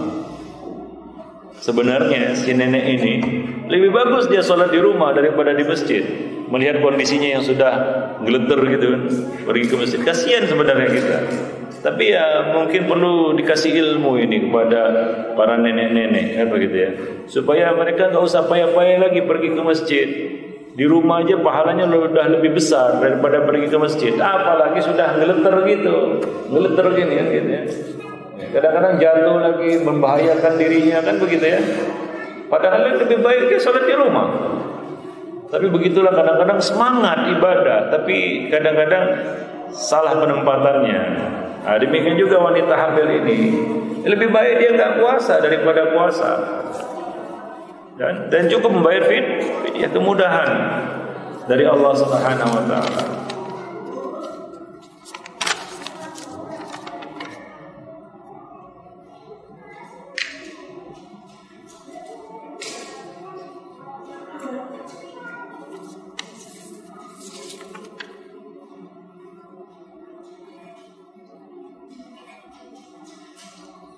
Apabila setelah anak besar baru memiliki dana untuk mengakikahi, bagaimana? Apakah boleh pinjam uang untuk akikah kemudian bayarnya cicil? Ya nggak perlu memaksakan diri seperti ini. Kalau sudah lewat masa akikah, sudah lepas. Namanya juga waktu itu nggak sanggup, miskin. Bagaimana lah? Mau dipaksakan? Itu sudah keluar dari ruh syariat ini. Ya, bahwa idza daqal amru ittasa'. Jika sempit satu urusan jadi lapang. Nah kalau nggak mampu, apakah harus dipalar-palari? Ya, mau berhutang, ya sudah. Itu la yukallifullahu nafsan illa wus'aha. Gugur kewajiban, nggak dosa dia kalau dia nggak mampu, nggak berakikah. Gimana? Apakah dia tetap dosa sementara dia nggak mampu? Itu berarti apa? Tidak sejalan dengan ruh syariat ini. Bayangkan orang nggak mampu, dia tidak melakukannya karena tidak mampu, kemudian dia berdosa karenanya. Ada sifat syariat seperti itu? Nggak ada. Maka para orang tua yang nggak mampu ya sudahlah. Kalau kemudian dia mampu bagaimana? Ya sembelihlah, tapi bukan akikah itu, sedekah aja. Ya kalau dia ada kemampuan. Wallahu a'lam bishawab. Ya mungkin yang ingin ditanyakan di sini adalah bolehkah kita berakikah dengan menghutang? Jawabnya boleh jika memang kita mampu untuk membayarnya. Karena ada sebagian rezeki mungkin belum keluar ya, gaji belum keluar, dia mampu sebenarnya, tapi gaji belum keluar. Nah, dia boleh berhutang karena dia punya sesuatu untuk melunasinya. Beda dengan orang yang tidak punya apa-apa, miskin, fakir. Fakir itu orang nggak punya penghasilan yang jelas. Lalu dia paksakan diri untuk akikah, belum tentu dia dapat duit karena dia nggak punya pekerjaan yang tetap. Ini kasihan ini orang. Dikejar-kejar sama apa? Sama yang punya uang nanti. Hina hidupnya nanti karena itu. Nah, jadi bukan sifat syariat dipaksakan orang fakir ini untuk tetap berakikah walaupun dengan hutang. Itu bukan sifat syariat ini. Para jemaah yang dimuliakan Allah Subhanahu wa taala. Kecuali orang yang memang punya uang tapi belum keluar uangnya, belum keluar gajinya. Tapi dia punya gaji, dia punya penghasilan yang jelas. Dia boleh berhutang. Bahkan seorang itu boleh berhaji dengan hutang jika dia mampu membayarnya. Ya, jika dia memang punya penghasilan, tapi belum ada dalam wujud uang misalnya, dia boleh berhutang.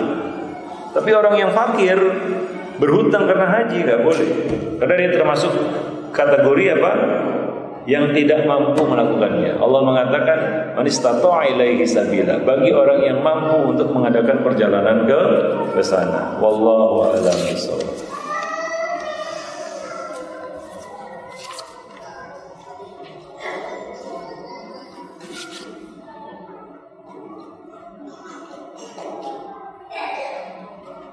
Ustaz, anak pernah mendengar bahwa anak perempuan tidak wajib digundul ketika lahir. Apakah benar? Ya benar. Bahaya itulah dia gundulnya perempuan sekali seumur hidup. Ya waktu kecil itu kan gitu. Ya, setelah itu nggak boleh lagi dia gundul. Wallahu a'lam bishawab.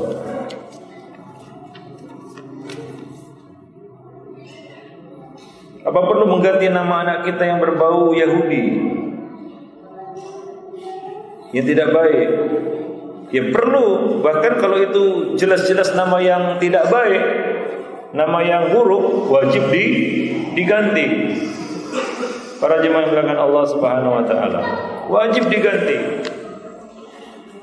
Ya, saya teringat ini nama di Pakistan, Afghanistan dan sekitarnya. Itu biasanya orang-orang ngasih nama aneh-aneh. Ada orang yang namanya A'udzubillah. Iya, ada yang namanya Bismillah. Iya betul, itu ada di sana seperti itu. Namanya siapa? Bismillah. Namanya siapa? Auzubillah. Aneh-aneh. Ya. Jadi yang apalah yang betul. Makanya kita katakan tadi untuk nama perlu dikonsultasikan kepada orang yang ahli, orang yang tahu. Para sahabat sendiri aja kadang-kadang minta usulan nama kepada Nabi. Padahal mereka orang Arab. Ya, tahulah makna yang baik dan makna yang buruk. Tapi ya, walaupun demikian, mereka tetap minta pertimbangan kepada Nabi tentang nama anak-anak mereka. Bahkan minta nama kepada Nabi. Wallahu a'lam bishawab.